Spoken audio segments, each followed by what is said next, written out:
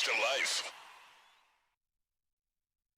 Let's start the show. Welcome in. It is the Braylon Show, 100% Kool-Aid. You right. Hey, the Arsenio Hall. I hear you over there, Sweet Potato Cam.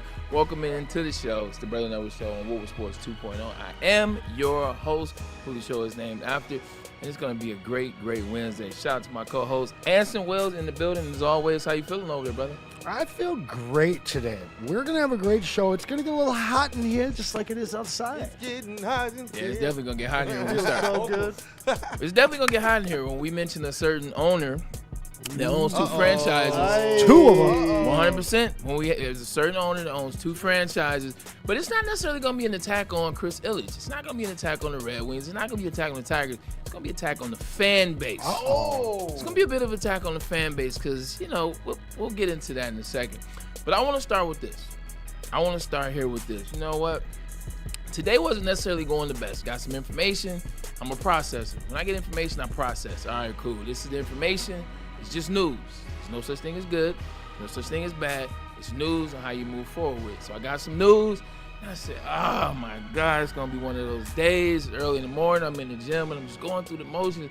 I'm like, damn, man, life sucks, man. And this is true. This is what my thought process was. And, yes, the same guy that prays, hey, man, life sucks, man. Why do I have to go through this? Why me? Why now? Why this? Why that? All the whys. What is going on? Why is this happening to me?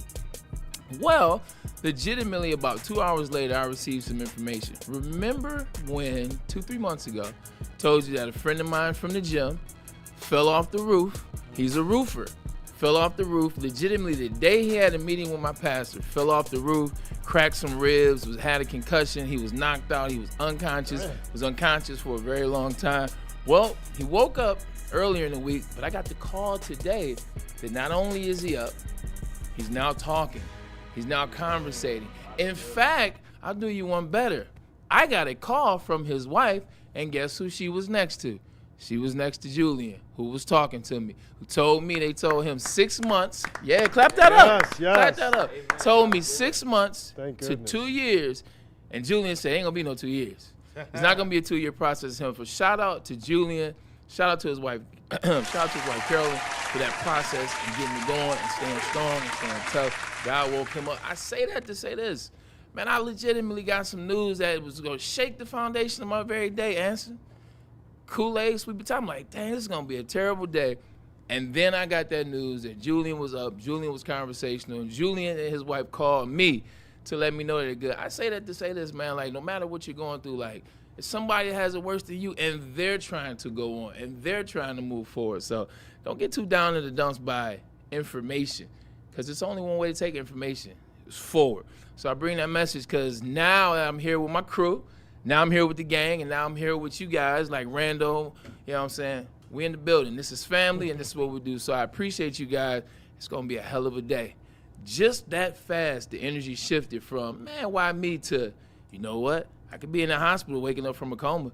I can be dealing with a 2-year recovery, but I'm not. I'm blessed. I got my energy. I got my life force. I'm right. So I say that to say this. Whatever you're going through, there's somebody that's going through something way worse than you. So don't focus on the why so much. Don't focus on the why you. Just focus on what do I need to do to move forward? What do I need to do to get this thing back on the tracks? We all go off tracks from time to time, but that's why you can get it back on track. God will give you that perspective Hey, so there you go, quickly. Anson. So quickly. 1,000% sorry, man. Sweet Potato Cam. Really happy to hear that, though. I B. appreciate you, Yes, man. Very happy to hear that. Sweet Potato, man. Like, when did you become like a foodie / grounded individual / non-sock wearer? When Earthy. There you go, Really an my earthy entire guy. life, but once that Earthy weather man. warms up, I try to keep those feet prisoners away. I don't like socks. Yeah, as you should, man. They definitely make your feet stink, man. Make you sweat a little bit. Like the free flow. I like doing it on the golf course. Get on the golf course, you know what I'm saying? Take the socks off from time to time. Yes. Feel Get a that little grass. grounding, feel Yeah, that grass that beneath grass. your toes. It does something to you, Anson. It does something. No doubt. Hey, I love Cam. I love his earthiness. We bring him out to brought him out to the orchard, got some firsthand earthy. The thing about Cam, though, is he'll trick you, man. He's actually a city boy. He is. He's I a am. total city boy. Yeah, Cam is a man of many talents, man. He can do it all. Kool-Aid, what's the word? How you feeling over there with my right hand? Shout out to the Hey. Detroit What Up, though hat. Yeah, Kool-Aid. Yeah, what up, though, man? The old Feeling good English today, D. man. Came in with a little bit different energy today. And obviously this show takes it to the next level as well. I'm hoping the people are feeling better than the Tigers are right now. That's kind of terrible. Shout out to Bray, man. Shout out to Bray back there. But I'm feeling good, man. Feeling fired up. The crew was in here working hard. And I like the way that the crew always has each other's backs, man. What up, though, B-Lad? What's going on, Chad? How we living today? How we living today? Yes, sir. And we didn't really get to dive into it. B-Lad, B-Lad went to a wedding this past weekend, man, and we saw some of the pictures, the phenomenal. But we didn't really dive into the fact, man. You had yourself a little situation there, man. There's a bunch of baddies over there, man. Like, Jesus Christ. The video is in Slack, but yeah, no. I had a. I was hoping it was going to get played yesterday. I'm not going to lie. So I would have played it yesterday if I wasn't panicking at the very last second trying to get this stream set up. We had a little bit of some technical difficulties. It should be up there past that. Yep, keep going. I'm talking about like the whole bridal party with some baddies, man. I'm like, they was around your age. Yeah. Some tall ones in there. I know you're a young man yourself. Were there any connections made? Shout out to my guy Chuck Woolery.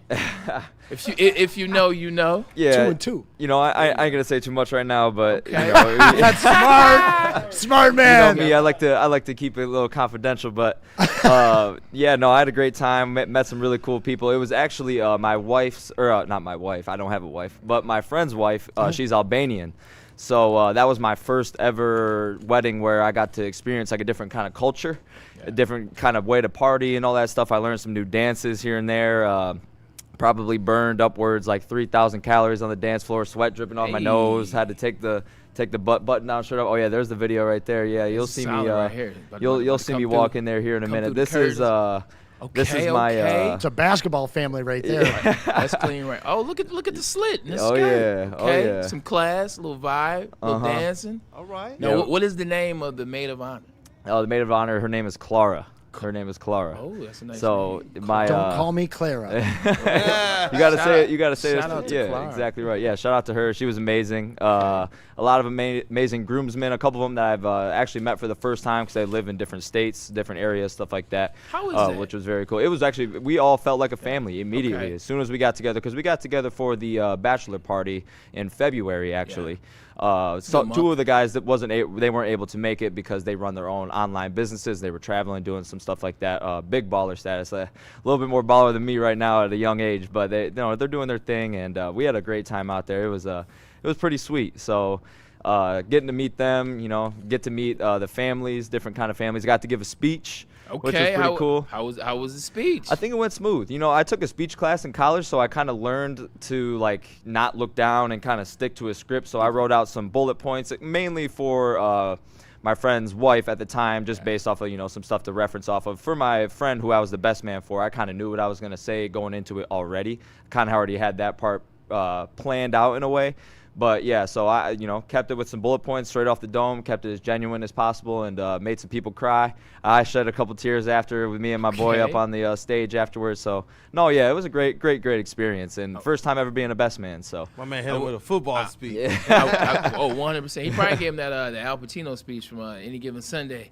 It's a game in inches. He probably hit him with that. No, but you know what? I'm a Pisces, so I understand the emo culture from time to time. Those moments are real ones. Oh, you no, you for can sure. see people's life. You can see people's dreams coming. I'm a Pisces, man. Pisces are emotional. I'm a Pisces. Pisces are So I emotional. understand emo.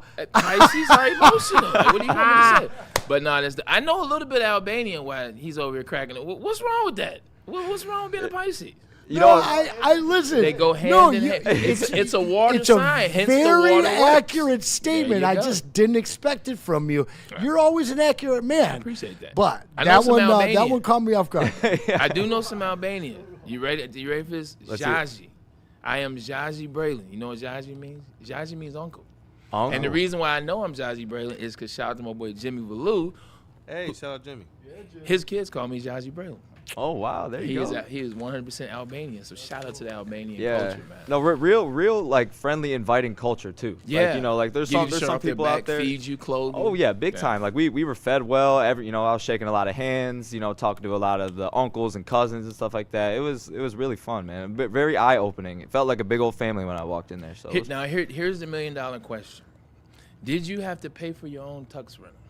Yes, Okay. I did. That's It legit. was. But that's fair. Like I am of the mindset, and people are like, man, if you're doing it big, you should. No. That's my contribution. Like Yeah. I want to be in this wedding. My contribution. I'll pay my tux and other things. So. Oh, absolutely. Cool, Yeah, kudos. I was cool with paying it too. And once I found out what my friend was paying for the wedding, I was like, you know what, I can take I'll this be one on the alright. chin. Yeah, exactly. Yeah, so, I'll be all right. I'm yeah. in shape. No, it was good though. It was good. Well, good. All good vibes, vibes. man. Wanted to make sure we got back to that because we kind of brushed over that yesterday. that's all but good, for shout out to the wedding.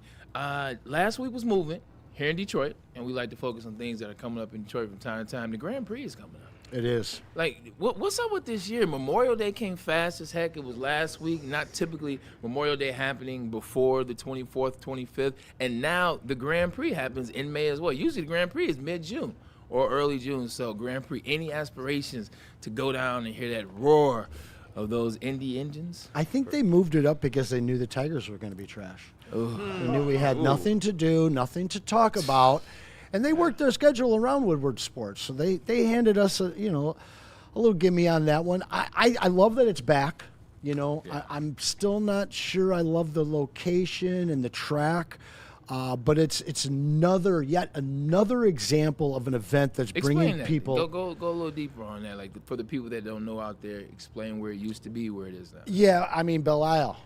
There it is. That's Where it used to be, legendary man, field. and it was of legend. I'm not really familiar on the new track, to be quite honest with you. I know that there's a lot of complaints from the race drivers themselves. It sets up. So the new track sets up. So where the Renaissance Center is, and in the garage for the Renaissance Center, it sets up right there in the middle, kind of like where the Riverwalk. Once you get past the Rinsen and the Riverwalk starts to get free, that's where they set it up. That's where the start is. That's where the finish is. I definitely miss the nostalgia of Belle Isle. I miss the roaring around it. I think the track was a little more smoother. And so it was you more got epic. 100%. Like going down there with my old man when I was a kid, it was, I mean, there was a real excitement for the Grand Prix in this town. And I think the fact that it went away for so long. And came back in a different spot. It's not the major sport, at least in the United States, but It's picking up steam, though. It is. Formula One, like with Netflix and the things they did, it kind of. the fact that it just left for as long as it did, it just really hurt. I mean, listen, this is the Motor City. It should have never left. It should have never lost popularity. But it is coming back. I would absolutely love to see it back at Belle Isle, though, because again, that nostalgia, it's not just that, though. It's the perfect setting for it. Yeah. It truly is. It is, but the cool thing, though, Kool-Aid, about it being where it is you get a city view. And that's the one thing that you didn't necessarily get from Two Belle Isle. I cities. mean, you 100% two cities. You get Windsor across the water and in Detroit, but you get the Rinsen, you get the backdrop. Now you get the Hudson building and some other projects. So I do like having the city aesthetic there. The visuals are but- right. But you're right, but there is nothing like where it used to be in Belle Isle, Kool-Aid. No, I 100% agree with that. Just hearing you reminisce about your father take you down there. Man, my pops, he had us living down there. I was a part of the whole giant slide era before it was killing kids and giving them a touch. Yeah, hell yeah, dude. I love it, man. Like, remember, there was a zoo down there and everything. It was a little train and such. I remember that. And when those Grand Prix came, it was epic. My dad worked in the automotive industry, too, so we had some pretty cool vantage views. I liked what they did last year from a family standpoint. It felt more accessible and more like, open to larger groups of people, I guess. They had different events and pop-ups they were doing. Now, I don't know if they can learn from this and add a lot of these elements they have in the city to Belle Isle if they ever moved it back there. But I do believe that the space of the city, kind of the scenery that Hart Plaza gives, my family, they were down there. They loved it because shout out Justin. I think that was Justin's first real broadcast that he spearheaded himself. He really wanted to be able to broadcast from there. We got some great content. I know JB was down there with him. Chase was there with us. And I know I'm forgetting people, so I am so sorry. But it was epic, man, to be able to walk the track. They gave us the ability to walk the track beforehand. Yeah, That's walk pretty up to the cool. cars. We don't know if we were supposed to, but we walked up to the winner's circle. The gate was open. And we were like, let's go. We got the content. Act and like it you're was, supposed to be It there. was awesome, man. The drivers were cool. There were fans from other areas that were out there. And I think that the city does allow it to grow a little bit more and for people to kind of happen upon it or wonder upon, what's going on if it's right in the city. And I'm not sure that it could have continued at Belle Isle during that era. I wonder if they would have kept it there if Belle Isle would have ever been able to get as bad as it got. Because, if you have that event one time a year, you're coming in, you're tightening the place up, you're cleaning the place up, and you're getting it ready for a major international event. And the fact that that wasn't happening for decades, I think it led to the demise of Belle Isle. Thank God that it's back. It's actually the largest city park in the country. It is. It's an unbelievable resource that we have here. Hopefully those developers don't get their hands on it. Bro, I was about to say, keep it a park.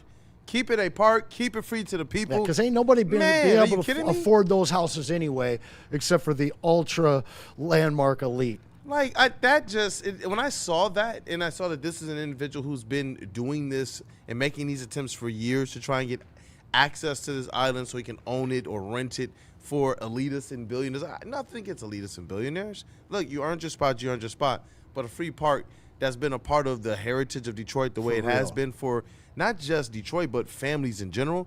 Come on, like, what are we talking about? It's that same squad trying to take two of the towers down from the Renaissance Center, man. What up, Doc? Hey, but since the weather broke, though, as a resident of the city of Detroit, I'm probably on Belle Isle 2 or 3 times a week now. Hipster Beach. You want them to lock it down? I was just at Hipster Beach Of Monday. course you were. I know you were. You want them to lock it down? You want them to turn it all to elitists? No development. We got to keep it that natural state. Ken will be out there on the picket line, man. Yeah. For day He'll be one, you already know, bro. In the Selling nude. sweet potatoes. In the buff. I was over here looking for videos from the Grand Prix last year. I'll have that by the time we go to commercial break and we can get some of those videos. Like, it is a well-done event. Looking forward to it this week. And you brought up the Tigers, man. Like, do we want to hold off on the Tigers and talk about the NBA? Because, geez, let's keep it fun for the first hour. They were hot in the chat, though, over these Tigers, though, to start the show. Like, Anakin, like, what the F is going on with the Tigers? Like, they won yesterday, and you still don't care. They did win? I thought they were 10-6, right, to the Angels, that's right? Why I'm joking. I'm like, come on, man. Listen, I mean, we can go there, Chad, if you want. We've got it baked up for the second hour. We just figured we'd start off with positive stuff, man. that. I mean, listen, you're going to lose Braylon because he's about to burn the house down with his take. Honestly, I'm going to tell you, it's worth hanging on for. Y'all should wait till 3, unless you're feeling it now, big guy.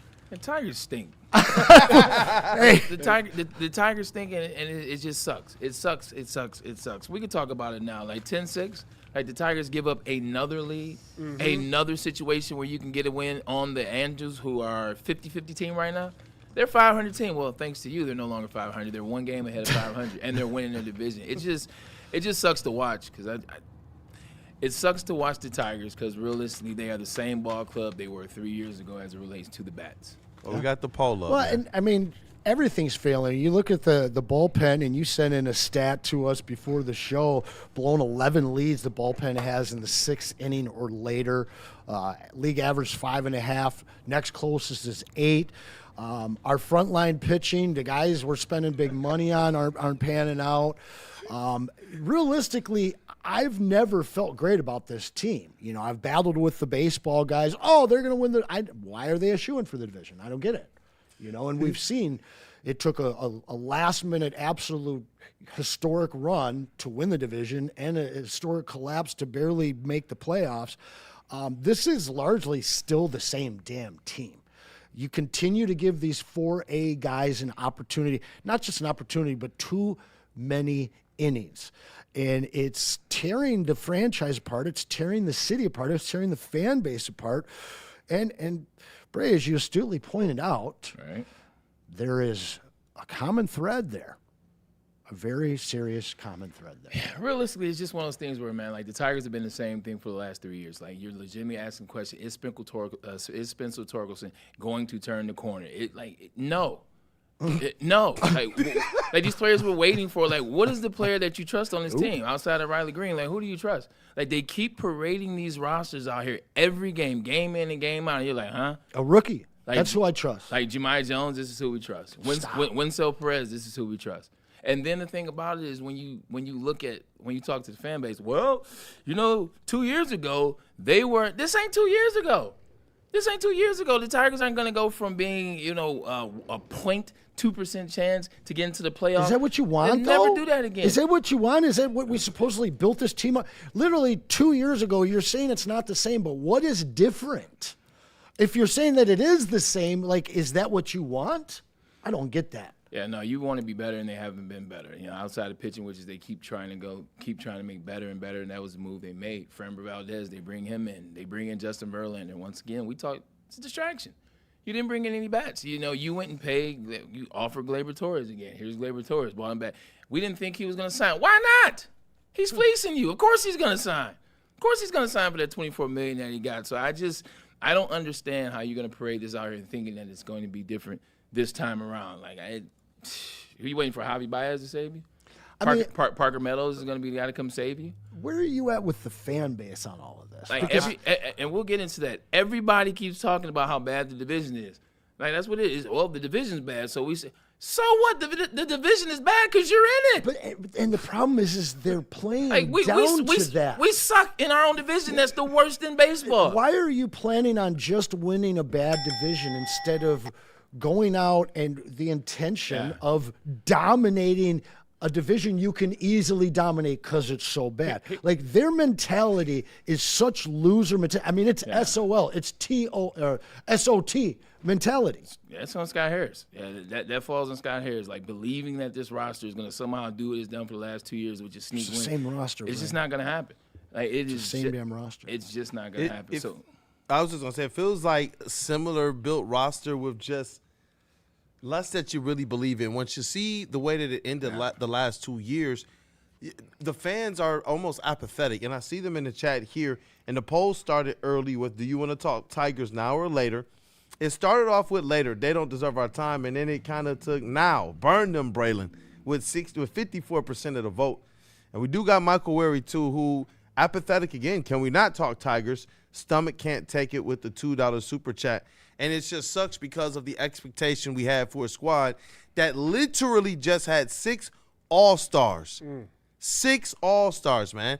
That means that when they went and they were like, hey, some of these guys are injured, some of these guys won't be able to make it, what team do we think has real players? I remember the articles that they were writing at the beginning of last season. Yeah. So just to see all quickly how they were saying, nope, this Tigers team is a real team all before that first half, and to see them do exactly what some of the cynical Tigers fans said they would do at this point in time. I'm Detroit Kool-Aid. I'm selling like the Tigers stock right now. I don't have any hope in realistically anything foundationally with them because I can't take serious what they're doing. It feels almost as if when you look at both wings of the kind of Ilitch tree, it feels like he might have Scott Harris and Stevie Y to some degree stuck in like idle. Steve, like legitimately, when we watch these Tigers, you mentioned the wings, and we'll get into them too because it is connected.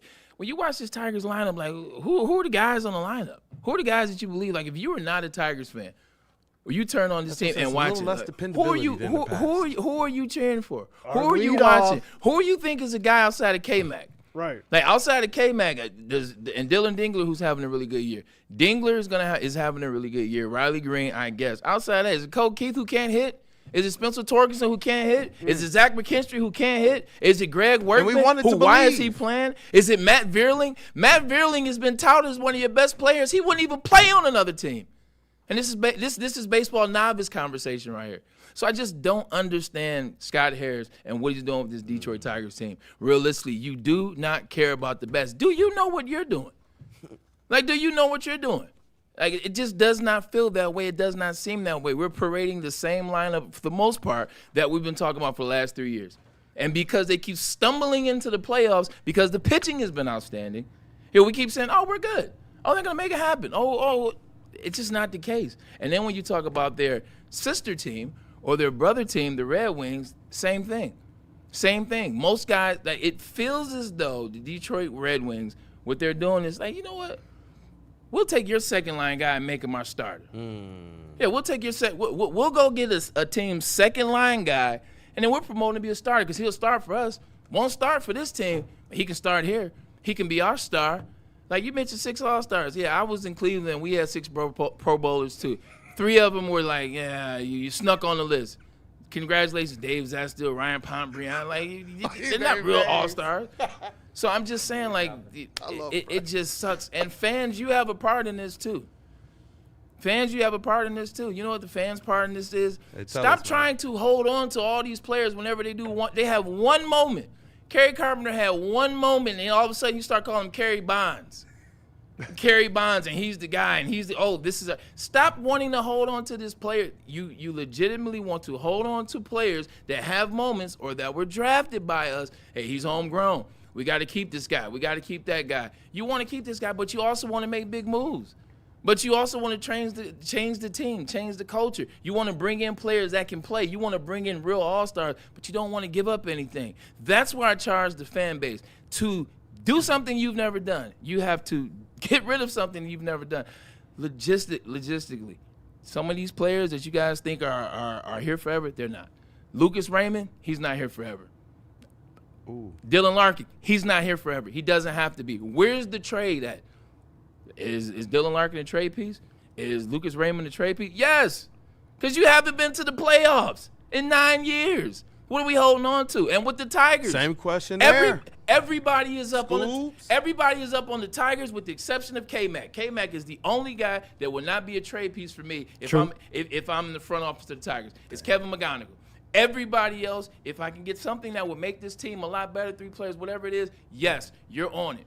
I'm just saying, like, you're going to have to start trading some of these players, getting rid of some of these players, and bringing in other players because you can't have it both ways. You can't have the homegrown, we got to keep more excited. Maybe he's the red wing that you keep.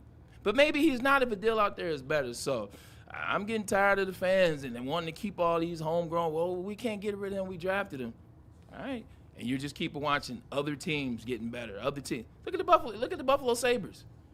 You weren't in the Buffalo Sabres situation 2 years ago? They lapped us. They bottomed out. They were falling apart. And look at them. They were an inch away from being in the Eastern Conference Finals.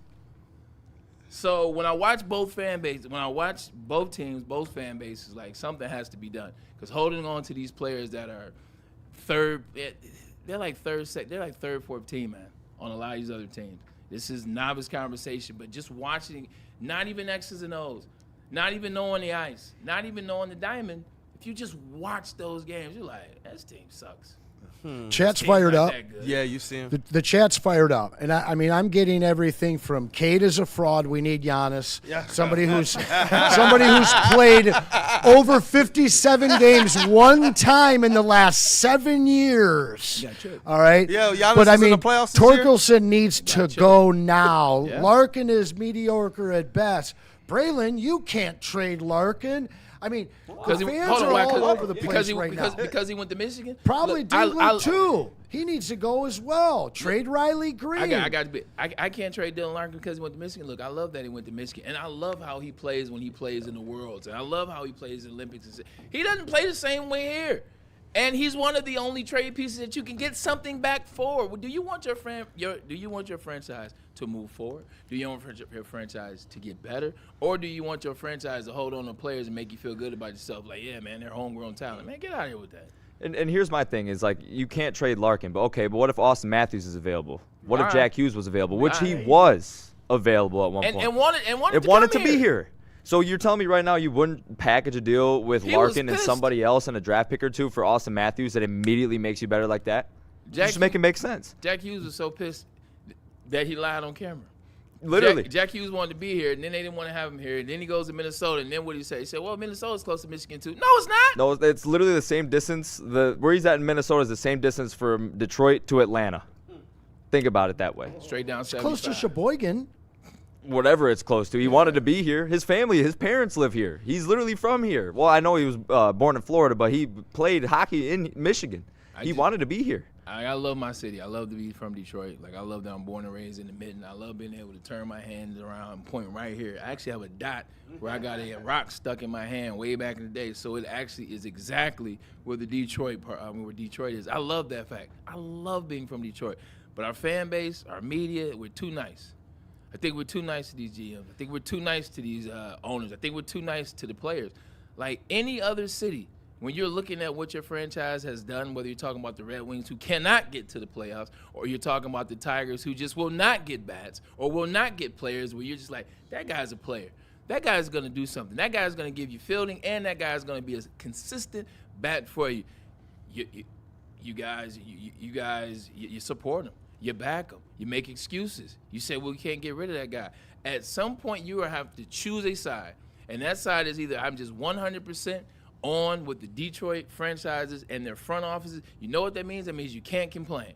Or you're on the side of logic where you say, look, man, I want to hold them accountable.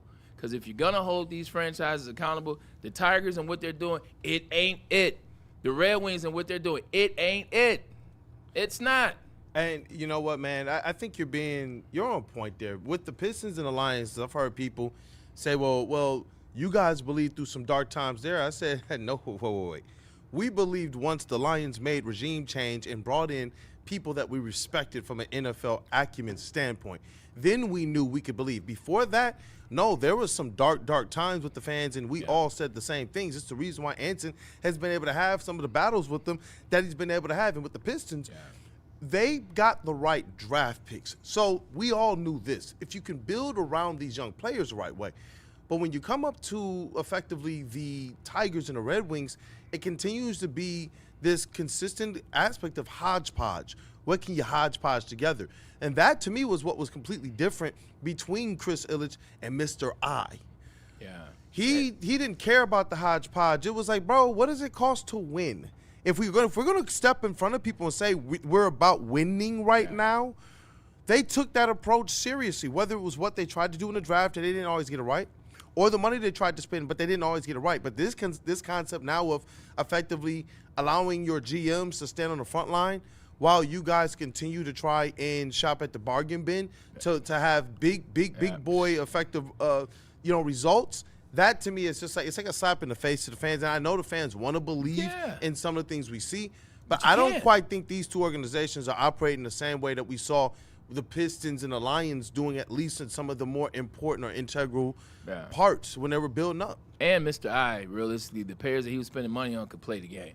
The players that he was spending money on were coming here, and they instantly made a change. You instantly saw the value of those bats, of those players. We can go down a list of players. You saw that right away. And you want to talk about Dan Campbell. You want to talk about the Lions and what they did. Yeah, we believe in what the Lions did, like Kool-Aid said, because you know what? We saw the path. We saw year one. We saw 13-3-1. 3-13-1. Then we saw year 2, 0-6, but then Sheila backed them. And then how'd they finish that year? You remember that? Almost made the playoffs. And then what happened year 3? 12-5, NFC Championship. The rest we don't have to talk about. You saw the path. You saw Brad draft. You saw Dan Campbell coach. You fell in love with the ideology. They built something here. It was something consistent. It was something that you trust. It was something that got better year after year with the exception of last year. So it's something you can count on. Like those two, the Red Wings and the Tigers, the only thing you can count on is Scuba. And guess what? He ain't playing right now, so you can't count on that. All right, you guys put a lot out there. Give me a moment to collect myself. Anson's over there looking like a professor the whole time. It's been a minute. It's been a minute here. I'm sorry. You guys no. You guys are cooking. It was a good Put a lot conversation. out there. I had to channel my energy from earlier this morning. I told you guys. And I warned y'all. I said to wait till 3, but you wanted the heat now. Yeah. All right, so 76% wants Bray to burn them now. I'm going to clear the super chats out. Burn them. Please keep them coming. Need you to smash the like button. What are y'all laughing at? What the hell is so funny? What could possibly be funny? What could possibly be funny? And it's not even coaching. That's the other thing. Coaching is fine. Coaching is called out the Red Wings. It ain't the coach. How many coaches you going to get rid of? It ain't A.J. Hinch. A.J. Hinch took this same shitty-ass Tigers team 2 years ago to the playoffs, and they had 14 wins. Oh. Pistons. Boom. So it ain't coaching. If it's not coaching, it's... All right, so share the stream as well. Get it into your fantasy group chat. Put it on your social media or something. I want to read a couple things here. Steve-O, baby. Steve-O. I told you these people that when it comes to Detroit sports, they are friends. Oh, my God. Not fans. Fair. Because they think everything has to go their way. Now, hold that thought. I need to... Can we call Stick and get him in on this conversation, too? Because I'm calling him out for Jared Goff. We'll get him after the break here. Now, Jared Goff has 6 turnovers and Stick be like, why are you still here? Jesus I've been Christ. cooking this up. You guys have been putting a lot out there. I'm So sorry, it's I'm okay. sorry. I'm going to lose my train of thought here. Yeah. The most successful teams in this town get the most shit. Yeah. That's the truth. All right? Lions and the Pistons are closest. And at the trade deadlines, their management is indicted heavier than anybody else's. Everybody wants Steve to make a move. Everybody wants Scott to make a move, but we're good. They should just be able to make the playoffs. Now, expectations for the Lions and the Pistons are much higher. And so the ridicule and the rapture for these guys, if they don't go out and trade 3 draft picks or trade Tobias to go get this guy, everybody's coming for him. Now, there's a common thread for the other 2 teams, and that is the Ilitch family. I got to scroll back up here, see if I can find my guy. Where were you, Chuck Brewer? Chuck Brewer. Shout out, Chuck. Chuck One of the Brewer OTAs, said something. man. Basically, I can't find it, but he said that the 2 guys that he wants on this team are Riley Green and Tarek Skubal. Now let's examine how those 2 have been treated, right? I trade Tarek Skubal. Riley, he can do whatever he wants because he hits dingers. They haven't asked him to improve. Now this year he has. I do like him, but he's a major trade chip. You look at Skubal, your ownership, your management offered him $19 million. That's tough. The 2-time Cy Young guy. If that doesn't tell you what your ownership, what their priority is in a bad division that they could dominate and own, their intention is, we're good, let's just get by. The same intention that you see out of your Red Wings.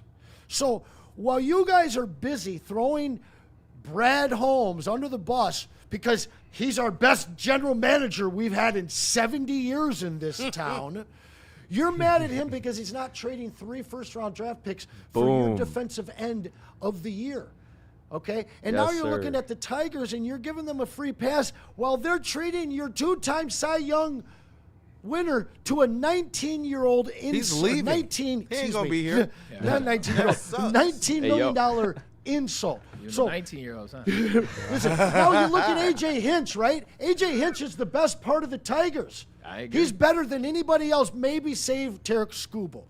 And that man has managed you out of a hole, and then your roster puts you into one the last past 2 seasons. ain't fair to And Hinch. now even he can't dial anything up. He's putting your best hitter at 5 to try and keep the 2 lefties out there so that a pitcher has to stay longer in hopes of having to see him.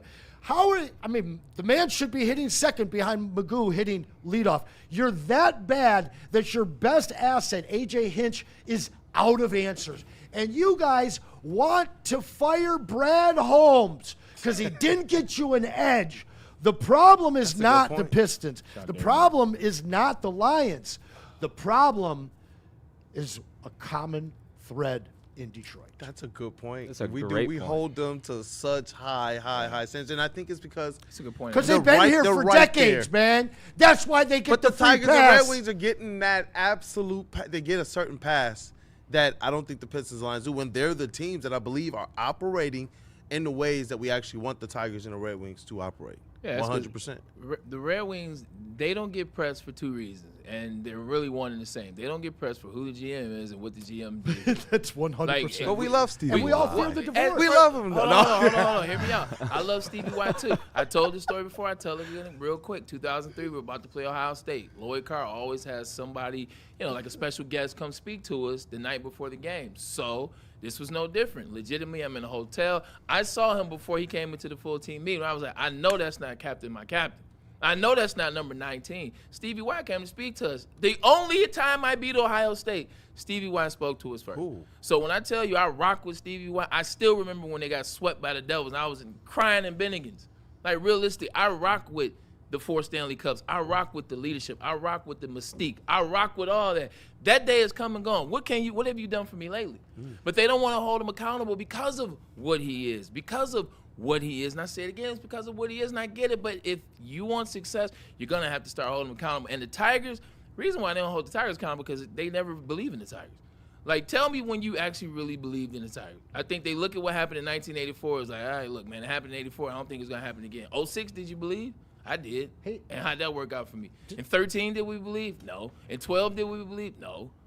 Like, now, like, who really believed the Tigers was going to do it last year in the playoffs? Not me. It was hope. We were optimistic that they could maybe get to the ALCS. It was hopeful. Especially after the 2 years collapse. ago. We didn't think they were going to be in the playoffs. We thought that everybody was getting fired. And then they made the playoffs, and then certain people lied and said, well, I thought it. No, you didn't. Neither did you. Kool-Aid, do you miss Stan Van Gundy? Exactly. Yeah. Do you miss Joe Dumars? Aspects. Wait a second. Do you miss I Joe am- Dumars being in the city? I Do you miss him yes. being able at Okay. Oh, yeah, games? yeah. Okay. Yeah, I miss that. Do yeah. you miss I Stan felt Van Gundy? Okay. The divorce from Stevie Y could be permanent. And all of your points are 100% right on. But no one in the city is ready to let him be a failure as a GM. Well, the damage that I he's see what doing you're- also I can see be what you're permanent. saying.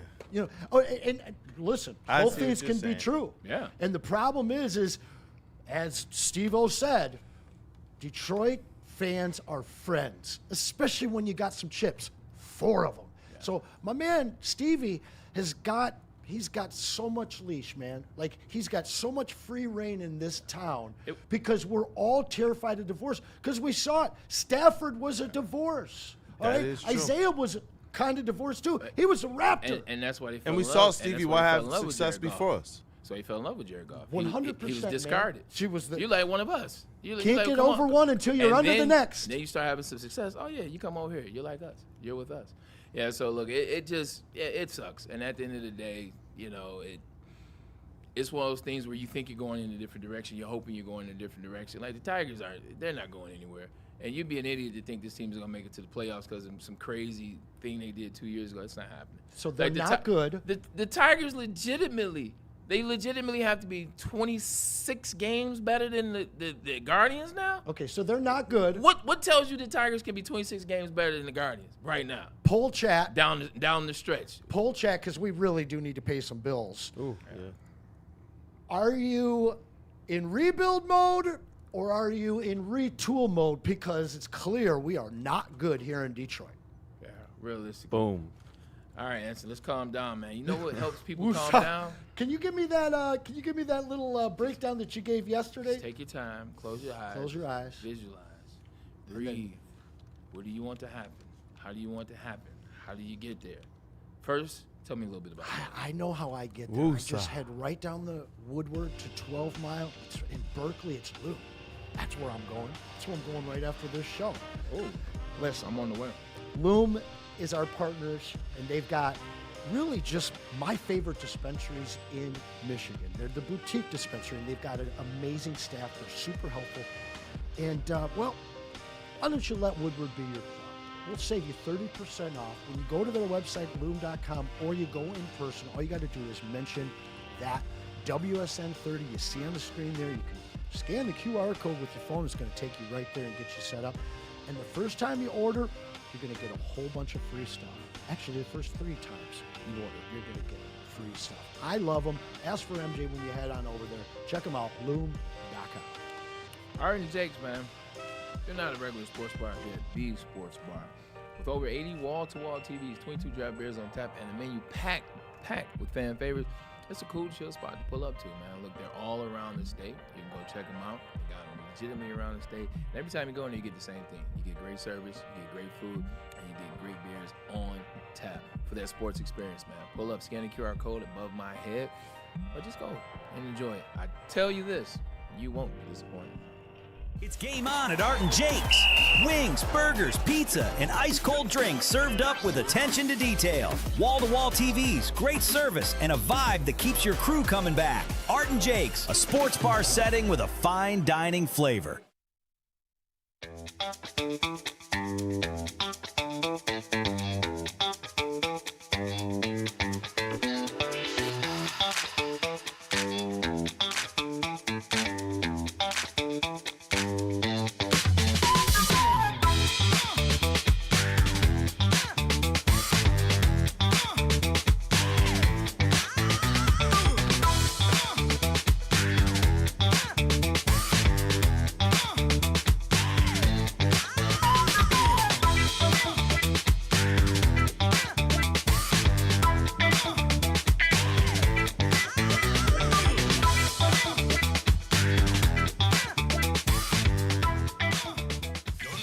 Detroit Pistons coverage on Woodward Pistons on YouTube. Head over and subscribe now for in-depth Pistons coverage, player interviews, roundtables, and live watch parties. The bad boys of Detroit media are here.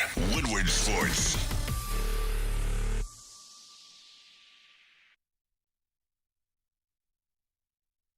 Head to WoodwardSports.com and click on Shop. Get the latest in Detroit sports apparel and exclusive Woodward Sports gear. WoodwardSports.com can get the whole team outfitted. Love the Pistons, Red Wings, and Tigers? We got something for you, too. Shop online at WoodwardSports.com.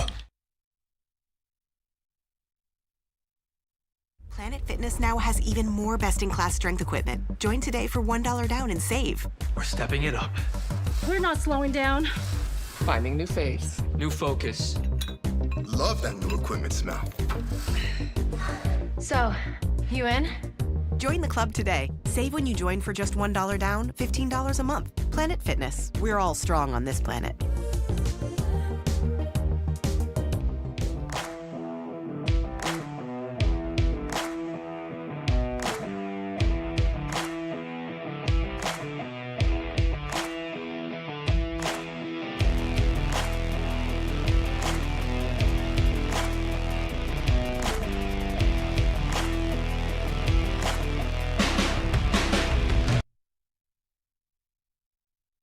Hunting season is almost here, Detroit, and your Lions are on the prowl. Make sure you're locked into Woodward Sports for all the Dan Campbell reactions, Jared Goff touchdowns, Amon-Ra first downs, Penny pancakes, Kirby picks, Gibbs big plays, and of course, Jack Fox's leg. Stay locked in on all your Lions coverage right here on Detroit's #1 sports network, Woodward Sports.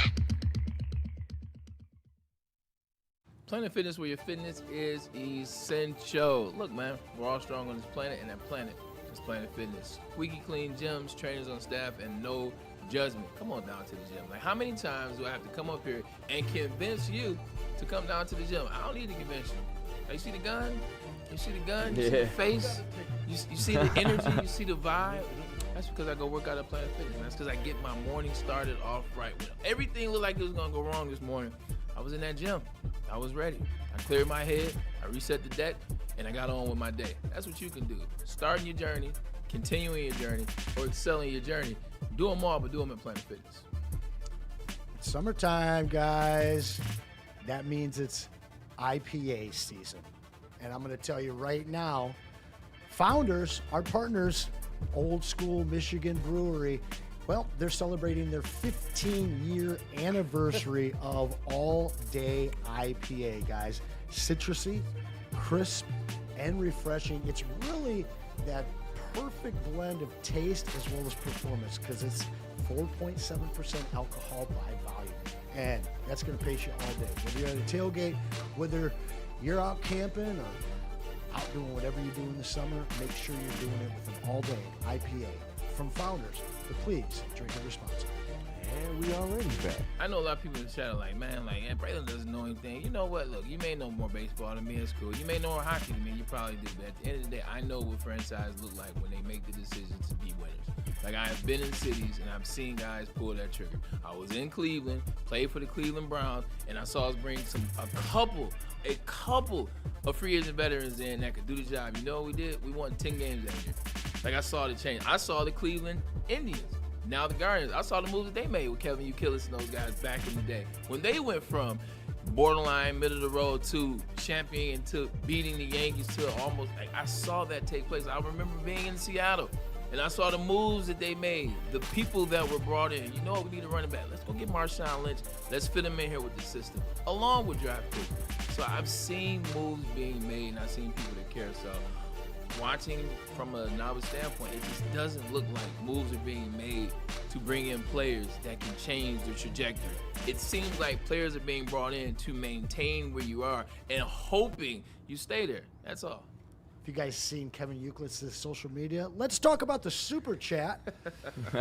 All right. He just always had a good name, not necessarily. Not just hanging super on his chat, every word. real quick here. Kevin Youkilis. I'll be honest. The chat is on your side. I They normally are. I They like what you were putting out there. Because they want to see winners too. Like, I feel like the chat, and I'm gonna let you jump into it. I feel like the chat has been on this journey. They saw what happened 2 years ago, where the Tigers were, where they rose to, and they got to the playoffs. Saw what it got to. You're like, oh man, we're playing with house money. Like, that's one of the biggest things. You get so sick of hearing that term, house money. Man, we're ahead. The Pistons are playing with house money. The Tigers are playing with house money. I don't know what the hell the Red Wings are playing with. The Lions in 23, they're playing with house money until you're not. Until you keep trying these moves. We'll get $1 million move here. We'll get a $2 million move here. We'll bring in this forward that realistically is he's a third. He's the second liner over here, but we'll make him one. He's the third liner over here. We'll bring him and make it our two. You got to stop getting the bargain room deals, man. Steve-O, your comment about friends and fans. That's a good one. Made me think during the break, and then you kind of brought a little more into it as you started things off here. These last few years, in fact, nearly 6 now, you guys have been with us here at Woodward Sports. Something that started off as just a wild, wild dream that we were trying to get people to just buy into. I'm chasing Bray for a damn year, you know? And I think that, I know when we first talked about this concept, we knew what Detroit sports was about to go through. We were on the precipice of this renaissance that we're seeing. And all 4 teams are right there, and we've seen 2 of them make the moves to make sure that they're great and that they're in the real conversation each year. Who are those 2? It's the Pistons and Lions, my friend. And the fact is all of these franchises have gone from absolutely terrible to prominent in the the consideration and conversation or actual contenders during Woodward's tenure. And you guys have been with us for that entire time. So the fact that you guys are friends with us, we love that side of it. It also helps us understand how it is to look at a guy like Dylan Larkin and say, we're going to trade with him. But I'll tell you, this conversation and the fact that you guys are friends and have been here for so long with us, guys are pushing the super chat right now. I really appreciate it. We really appreciate it. We're nothing without you guys. So keep the super chats coming. Smash that like, and please start sharing the stream. It's something we don't ask for enough, and it's something we really need you guys. People don't know how good the content is unless you show it to them, guys. So Freddie Felt, who will be here tomorrow. Shout out. Shout out the legend. Tigers equal booty juice. See y'all in the studio tomorrow. Yep. The Light Police, Michael Wary, back-to-back here. First one. Can we not talk Tigers? Stomach can't take it. Too late, my friend. Little too late. Then he comes back after we started in. We have no bats. We can't win with hitting. Just saying. Well, that's for sure. We can't win with either of them. Will I Am, $5 super chat. Hey, Jack Campbell is currently live. The Tigers are currently dead. They didn't get a hitter. Now, can we talk Lions and the coordinators we have? We have a lot of football and some fun Lions stuff coming up here. Dante, the legend, 151. Dante. I said it once, and I will say it again. Spicy Bray is the best Bray. Go, Bray, go! It's not Tom Gore's or Sheila Hemp's fault that the Wings and Tigers suck. Well said. Well played, my friend. Yeah, definitely well played. Definitely well played. You were talking about the Pistons. The only reason I asked, who are the 2 is the Pistons got lucky, too. They got lucky? Pistons got lucky. Well, but wait a second. We weren't expecting a championship out of them. No, I wasn't talking about so that. I think I'm talking about getting Cade Cunningham. Well, I mean, because the only reason you finish at the bottom 3 years, you should at least get one. We also finished at the bottom when Miyama was drafted. But we're not talking about how lucky the Spurs got with David Robinson, Tim Duncan, and Wemby. Yeah, or Dallas. Come on, conspiracy Anson. You already already know why. But that's not luck, though. How rigged it is. Those weren't luck. They're like, oh man, this guy, he's mixed, man. We'll send him in there to Detroit, would've man. won a championship, we're not gonna he's not gonna be good. They should already have Pat by Mobley. now. Literally, I think that there is so much to that. We got to give him something. Cade just felt like the guy that wasn't going to be good. It wasn't Anthony Bennett. Agreed. But they just constantly are trying to screw this. And you know what? They told us early on too, just to back up your point, they did everything in their power to not look at Cade Cunningham for anything. The Pistons PR staff was putting out so much content. When you talk about some of the organizations that are good at campaigning for their players, they were doing a hell of a job. They were showing his stats. Because they've gotten used to it. Yeah, because nobody was got used to it. But they knew they had a one. Yeah. And when you look at that draft and the players they propped up, like Evan Mobley that year, Jalen Green, like Scotty Barnes, who they gave the Rookie of the freaking Year award to, They propped up a lot of other players, and they've continued to talk about it. As soon as Paolo was drafted, what they say? Cade's no longer the best number one of his. Cade isn't there. They were passing him by in his own drafts as well as the number one pick, overall picks to come after him. This league was ready to be done with a Cade Cunningham, especially knowing that in the injury history, the profile for the fractures was already in his legs, was already in his injury profile. Yes. You know, it shows at least how much belief they had in him. And instead of the Grant Hill approach where they kind of played things a little too tough, they told Cade literally like, well, we invested in you, just take that whole year off. Yeah. But I do agree with you. I think that there was a little bit of luck in the league. I don't believe they expected Cade realistically to be what he is right now. I don't think they did either, man. For me and the fans, and you guys, we're simpatico. We're on the same in this. When you look at it, it just feels like all four franchises, now I'm lumping the Lions and the Pistons in on this one, it just seems like they all shop at bargain room deals. Now, it's going to work out for the Lions this year. It's going to work out. The depth piece that they added along with what you already have in place because you hit in the draft over the past 5 years. That's the difference about those teams. They hit in the draft. Like, the Lions have hit in the draft. Like, realistically, 2023 is one of those that's going to go down in history as a study draft for the Detroit Lions. Like, one of the best drafts ever in terms of what you pulled, what you have. Like, when those guys come back, you're looking at Sam Laporta, Brian Branch, Jahmyr Gibbs, Jack Campbell. Like, that is elite.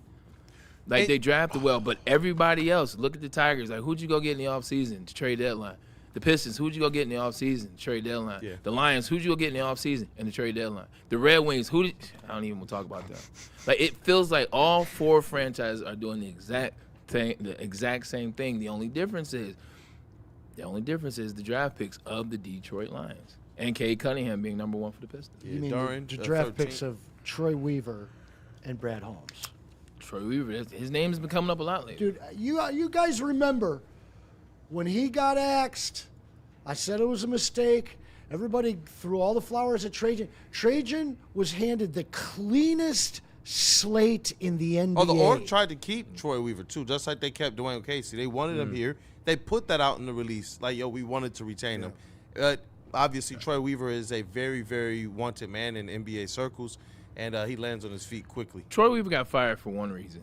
Like, now that we're starting to look at it, now that we're talking about Cade Cunningham, you're looking at Jalen Duren, you're looking at some of the pieces, Sartan, some of the pieces that have panned out, you're starting to give him more and more credit. The one you will not get credit for, the one that will always come up is Killian Hayes. Killian Hayes got Troy Weaver fired. Well, but let's be I stand fair, on though. it until the day I die. It wasn't his pick. Joe Dumars. Somebody had to he took fall a on bullet that for sword. it, though. Yes. Yeah. Joe Dumars drafted Rodney White. All right. And had the inception with Killian Hayes. He was actually on Killian Hayes' But what I'm management saying, team. though, is just like if you look at our even Trader Jack, if you go back to his first pick, I'm not dropping names because you won't even know it. Every one of our GMs had a bad very first pick, all right? So did Weaver. But once you look at what he did afterwards, and even in the Killian Hayes draft, that's not all he got in that draft, Kool-Aid. Remember, all right, this guy, he got a bum deal. I don't want to go too far into that because we got him fired up a little bit ago. I'm going to fire you up real quick. 313 Thug Living. I'm on chill right now. Cade is not a number one. Kool-Aid. He said Cade is not a number one. I think Cade needs help if some people want to. No. We know he needs help. He's a number one. He said though. He's not a number one. Like a number one overall? These people, look, these battles that we fought for the last 5 years as relates to Cade Cunningham, when I hear this stuff now, it's almost like, okay. That's a guy who just wants to try and set off a few fireworks inside the store. But we have to know quickly to go on there and take out the fire extinguisher. Some men just want to see the world burn. Some just want to see the world burn. Because Knight. you can't when he's literally. How was he like 2 games into the next series, still like number one in points? What team would he be a number 2 on? Think about That's the question. Denver? At this, maybe 2 years ago. No, what team would he be the 2 on? Denver. Come on, maybe Thug Denver? Living. What team's he going to be behind? Number Joker's 2 on the way down. while Cade's on the ascent. Joker, Wemby. And his spirit won't let him. Even if the talent dictated, Cade's LA. is not giving it LeBron's to not even number 1 in L.A. Right. I said LeBron's less. That's a good one. So L.A., he wouldn't be number one in L.A. He would not be number one in San Antonio. He would not be number 1 in Denver. I don't care what you say. I agree. He would not be number 1 in Minnesota. Ooh. think he would be. No, he would not. Now, if I'm coach, he is. If I'm coach, he is. I'll be honest with you, man. Like, but basically what we're saying by number one means you just go to a team right now and you become the number one. I don't think if he goes to Minnesota, he's replacing Anthony Edwards as number one. Okay, but Thug Living. Like, there's a bunch of other teams if he goes, he's replacing people. He's the number one. He's not replacing Jalen Brunson. If this was last year, and he's a better player.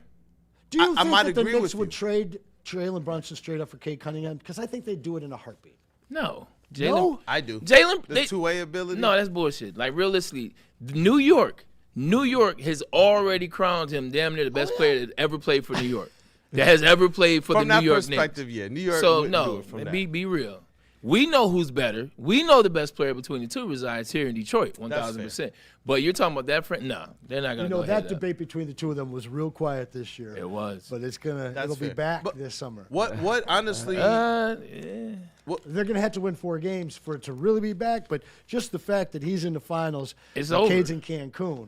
So that's why it's no conversation. Oh, yeah. Well, no. To the season, it's no conversation until the season starts. You're saying that Cade's not in the conversation. I'm saying Brunson's not. Well, I'm saying, like, you said the conversation between those two. Like, them battling. The number one point guard in the East. Yeah, like, you didn't do anything in Game 7 on your own home court and you got beat. Like, there's nothing to talk about. Like, if we want to call it a spade. When the season starts back next year. You're about to lose the chat, but you're right. No, but the chat's been real about that, too. The chat is very real. Cade is our guy. Cade was exhausted. But when you're talking about being the guy, when you're talking about being the number one, when you're talking about being a potential MVP, when you're talking about they ask him who's the face of the league, and he leans over to his management team, the Pistons PR, and says, is it okay if I say myself? Well, you know what comes with that? You can't falter in Game 7 at home for whatever reason. My only thing is I've seen the legends that I've seen a whole generation of people who are now adults cap for and cape for LeBron James. And the number one thing I heard through in his whole first Cleveland tenure was that he needed more help. Everyone said, for the supposed greatest player of all time, I would have think than Cade, who some people think he might reach a pantheon. Some people think he doesn't. I do believe in a playoff series like this where we're complaining about everybody else who went backwards. Yeah, you want to see better out of him, but he carried things this whole playoffs. And that, to me, is what actually changes things. If you asked me last year, I might have hesitated to say, yeah, I think he could be a number one on a team with Anthony Edwards. But what I saw in this playoffs is which I actually want to see them explore more of. It's off-ball Cade. What do we see him do? Please. His scoring and his efficiency exploded. Kyrie. Absolutely went through. And did his assisting suffer? No. The one thing I've known is that he can get to that 30-point and still maintain 10 assists. I just didn't know it could look as good as it did. Like, he looked like a bona fide, like how we look at the star that we want to bring in next to Cade Cunningham, the guy that you can throw it to and let him just go get his. Cade was doing that, and what was he hitting when he was in that off-ball type of role? My man was hitting 5 threes a game against Cleveland Cavaliers for like the last, I forget how many games that series, like 3, 4, 5 games that series. That to me actually encouraged me a little bit more, but it's also about what they do around Cade Cunningham. If they continue to make it kind of heliocentric around Cade with the ball in his hands, high usage, then I think that is actually a fair question. Hold on. Go back. Say that word again. Like heliocentric, something all around, effectively around Cade. Vocab Kool-Aid. What? Vocab Kool-Aid. If I'm seeing the light in this one. This one's one that I'll be honest, I used to push back against taking the ball out of his hands. Yeah. Because I didn't know how adept he was going to be at that consistent scoring. But then you see him go, and we talk about that you see out of like Zach LaVine's and DeMar DeRozan's and their efficiency. Did we see Cade off ball, ISO Cade? That to me was like, oh my gosh. That's the type of stuff where you can put even marginal guards next to him and see exceptional results. And so that to me, it does change things. And I will say, as I level with you on this, I think Cade has to prove it. Anthony Edwards proved he is that undoubted number one that can push his team through playoff series, even if the rest of his guys might come down a little bit in the playoffs. And I do believe Cade lifted his team a little bit, but I think as they get a little bit more around him and explore this kind of off-ball Cade, I want to see what that looks like because I liked it in the playoffs. Well, I would hope that the front office and Trajan Langdon realistically would go more heliocentric. And what I mean by that is not messing with your Kool-Aid. What I mean by that is, like, don't do what Scott Harris and the Tigers did last year. Let's bring it back full circle. We're talking about the Tigers. We got off talking about it because it's very similar. Like, these teams are very similar in terms of their method and their methodology. Like, don't do what the Tigers did. Last year, you saw you were this close. You saw you were this close to go to the ALCS, and you didn't have the bats. And Tarek School subbed himself out of the game, and then you end up losing. And then the Mariners go, and then they lose to you were this close. And then in the offseason, as opposed to, well, we were right there. And what the issue was is we didn't have bats for our pitchers. Well, we didn't have consistent studs for our pitchers. You know, pitching. How do we help our pitchers out this offseason? You know what? I got an idea. Let's go get 3 pitchers. One of them old and used to pitch here. Another one, the Iron Horse. Like, here's what it is. Like, that's what they did. They didn't go get the bats to help Skubal, to help Flaherty, to help the rest of the pitching staff. They went and got more pitchers. Don't do that, Detroit Pistons. Trajan Langdon, don't do that. You saw, listening to Kool-Aid, you saw when Cade was the best version of himself. You saw what Cade could do when he played a lot more off ball. Don't go into this offseason keeping the players that you had, extending all your guys. Jalen Duran and Sar Thompson go out extended 2 days ago. Don't go into the offseason. Those are the only moves. You got to go get some guys that can help Cade take his game to the next level because stars need that. Stars need you to bring in other stars to take their game to the next level. Speaking of bringing in stars, if you want to call them that, because he pretty much ruined the franchise for nearly 2 decades. Shout out Krug Daddy with your $2 super chat. What up, dog, Krug? Cade ain't no Iverson. He was a number 1. The answer, he was not the answer in Detroit. That was probably one of the worst trades in No, NBA that is the Pistons worst or NBA trade history. in Detroit history. Yeah, Allen Iverson. Him and Bobby Lane. The Bobby Lane curse. Yeah, the Allen Iverson thing always be interesting. Like, when you talk, like, the only city that hates Allen Iverson, rightfully so, I get it, is Detroit. And his Anson. They don't hate him at Greektown. They don't hate him in Philly either. Like, what he did with that Philadelphia team. They don't hate him in Motor City. It needs to be studied. But I do see, when I hear people say number 1, I often hear people kind of refer to that Iverson model or that Kobe model without Shaq, and I still try to tell people, if you go and look at those teams, they had all-star level, if not all-star teammates around them. Iverson definitely was chucking a lot of shots, but if you remember the makeup of those squads, he had some pretty good players around him, including guys like Eric Snow. No. He had Iguodala, and that's it. Listen. It was Iguodala and that's I refuse. Thank you. I refuse, Kool-Aid. You know you're my right hand. Yeah. I refuse to allow you to sit talking here. about Tyrone Hill, He had Kool-Aid? basketball pedigree players. Aaron McKee. Hold on, Kool-Aid. Look, we're gonna have a chill I liked conversation. McKee. Okay, but see, Kool-Aid. But see, now you're doing what the Detroit fan base does. Like, yes, he had NBA pedigree players because they were in the NBA. I don't take anything away from anybody that's in the NBA. But when you look at that roster with Todd McCullough and Aaron McKee and George Lynch and Theo Ratliff, before you go get Dikembe Mutombo, and when you a young Larry 49. Hughes, when you look at this roster, that roster ain't. That's not equipped to go against Shaq, Kobe, Horace Grant, Lamar Odom. Right. That roster, to me, was one of the ones that could go out there and put another team in a vice grip, though. And as much as we talk about defense, that's the reason why I kind of looked at it for as offensive and like individual Iverson was from an offensive standpoint. That team would go out there, and from a standpoint of all the players you just named, I can tell you this, those other players didn't like playing against them. They didn't get there just because Iverson carried the offense. They got there because this other team would go out there and be one of the best defensive teams in the NBA. That's how they got there. It was a perfect pairing, in my opinion, between the two. That's just how I see the game. The chat's crushing you on Eric Snow. I'm just saying. I don't care. Shout out my I don't Spartan care. dog. I don't care. Eric Snow was one of the I don't Eric care, Snow, bro. my One of the friend. best two-way guards of his time. That can show their ball knowledge if they want. You can go check the stats. Let's rock, man. They didn't just get there because Do you Ivor was remember shot when he got chucking. pulled out of the game on Detroit's floor? Don Chaney and him got Kyle into Korver it. was a bucket. He was young. Like, I'm about to pull this shit up because, like, really, Like I can't believe Kool-Aid had the audacity. I know Tyrone Hill over team. here. Look, man, you make it to the professional levels. You deserve all the credit. Don't sit here and tell me the 76ers team was putting people in the vice grip. I am not trying to hear it. Defensively, they were. They were a really good defensive team. What they do in '99? What they do in 01? What they do those years after and before? Yeah, we know what they did in 2000. What they do in '99? And that was early. What they do in 2001? If they were that good, if they were putting people in that vice grip, then that thing would have lasted for a little bit longer. No, I'm talking about the success they had was more than just, and it wasn't a lot of success. I'm saying that the runs that they had wasn't just because Iverson was out there shot checking.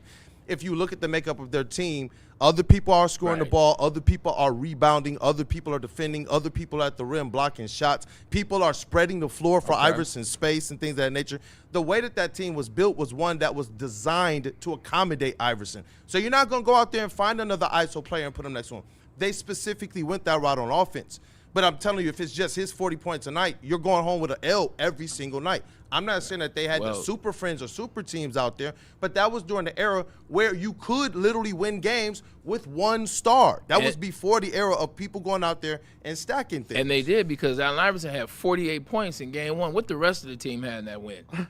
And then what happened the rest of that series in that gentleman's sweep? It wasn't good for the rest of the team. He had 48. The rest of the team had 42.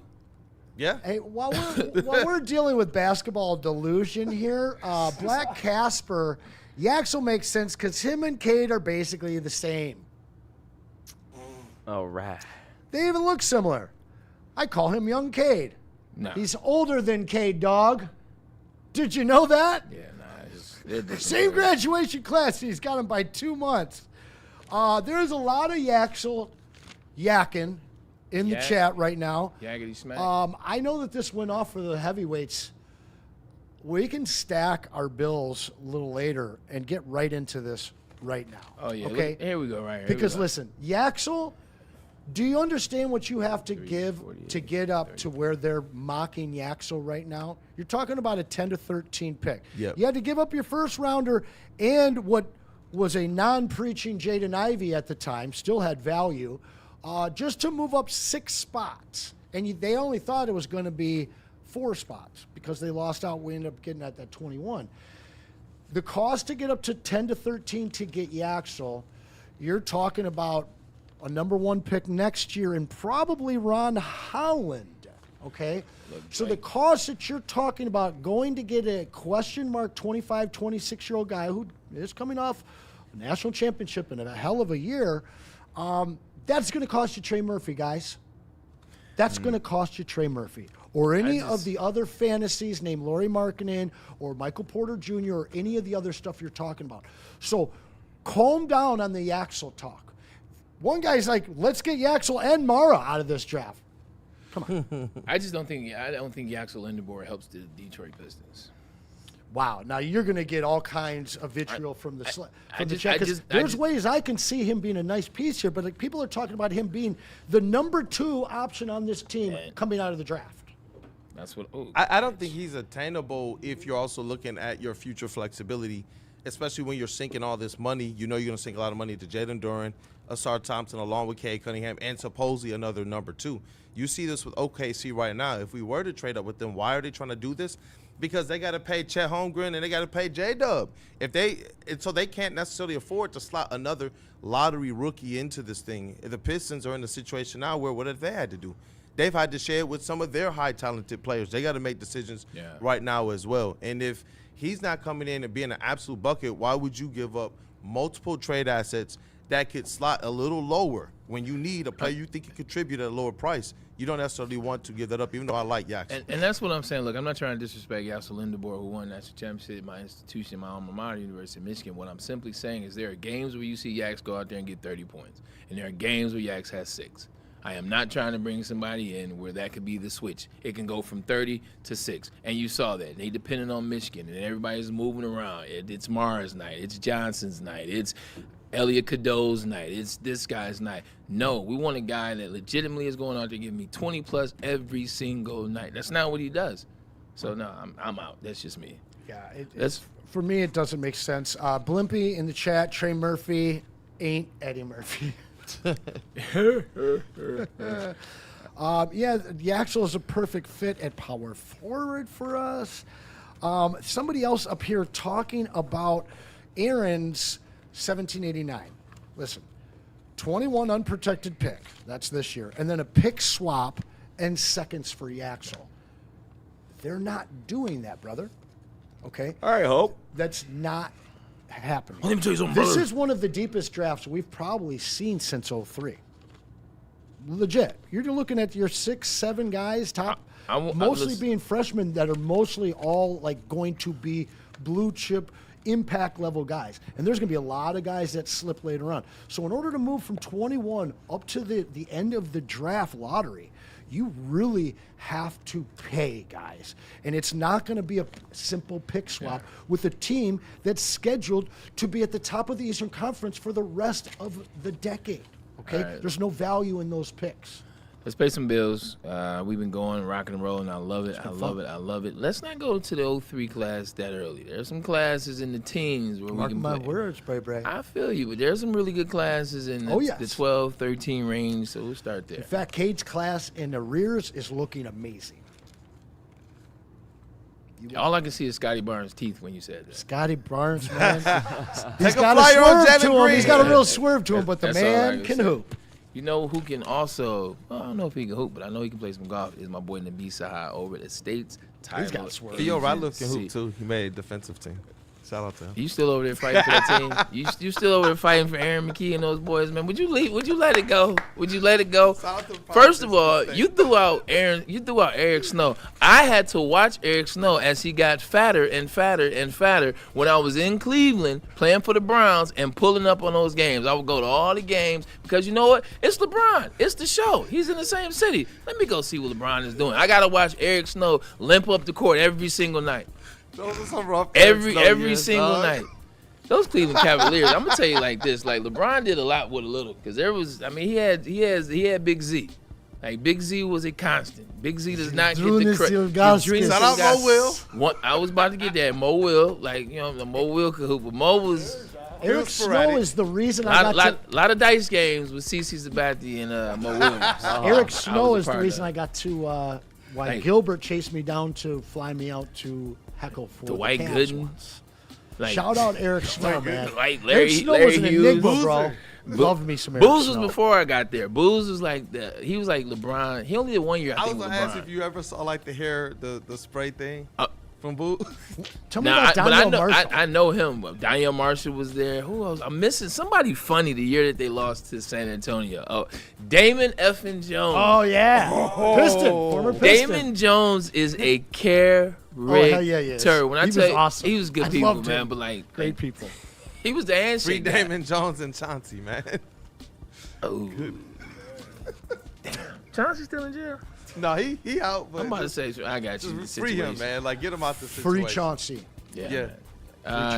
Getting back on rail, man. Look, the state title agency, look, they make things simple and convenient. They've been doing this for over 20 years, man. So they got that experience. Everything in life, man. The more experience you have, the better you are. They got 20 years plus. And my voice, Nabi Sahai, his expertise alone. It doesn't matter what you're trying to do, they will make it happen for you. Even late night closings, even weekend closings, even pull up on you, drop the location, make the appointment time, make it work for you. That's what they want to do. They make it simple, they make it convenient, and they do it the best. For all your title needs, call Mr. Deeds. And listen, You're supposed to be in the studio today. What the hell is that? you got one more week left of May, and that is Mental Health Awareness Month. Luckily, we are partnered up with our friends at Pure Psychiatry. Need to sign up for free, mess with these Tigers. That's right. Hey, listen, Tigers got you twisted. These are the guys to get you untwisted. You can find them at PurePsychMI.com. There you'll see that they have locations all over Michigan as well as 2 more in northern Ohio. PTSD, anxiety, general counseling, all kinds of reasons to get the ball rolling, to take care of you and your mental health. Reach out today. Find them again, PurePsychMI.com.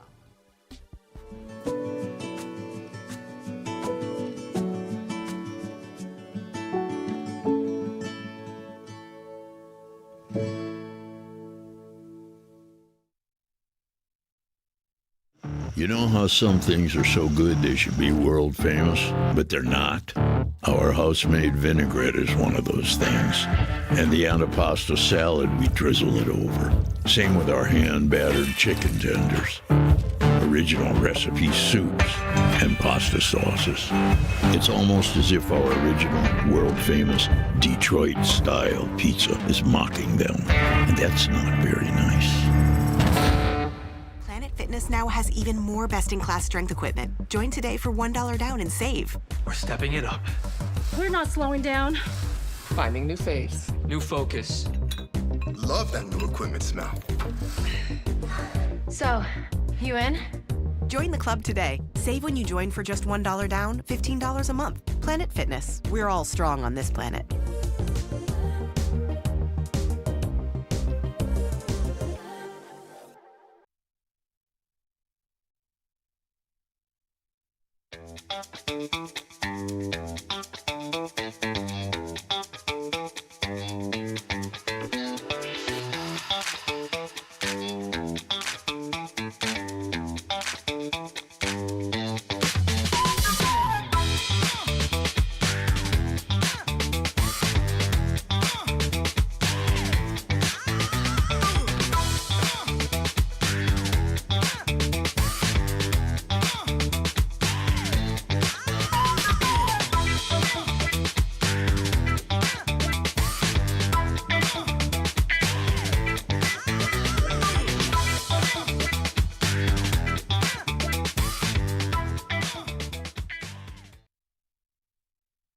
Hunting season is almost here, Detroit, and your Lions are on the prowl. Make sure you're locked into Woodward Sports for all the Dan Campbell reactions, Jared Goff touchdowns, Amon-Ra first downs, Penny pancakes, Kirby picks, Gibbs big plays, and of course, Jack Fox's leg. Stay locked in on all your Lions coverage right here on Detroit's #1 sports network, Woodward Sports.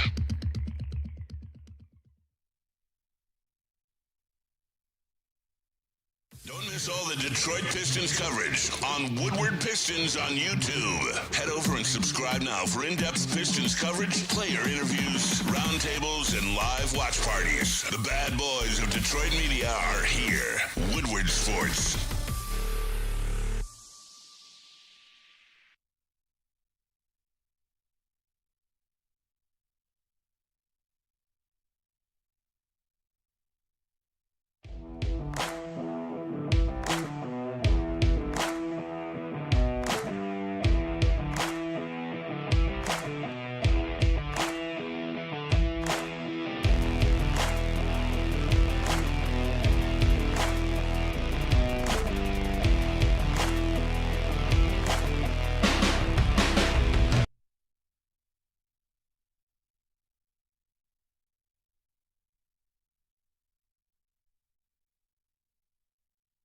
It's game on at Art and Jake's.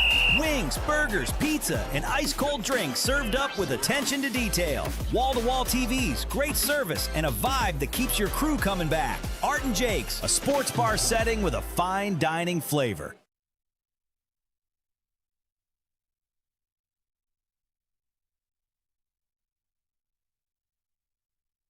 This is a hungry bear.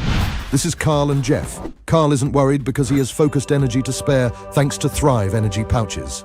Jeff didn't use Thrive when Carl offered. The bear is happy about that. Don't just survive. Thrive.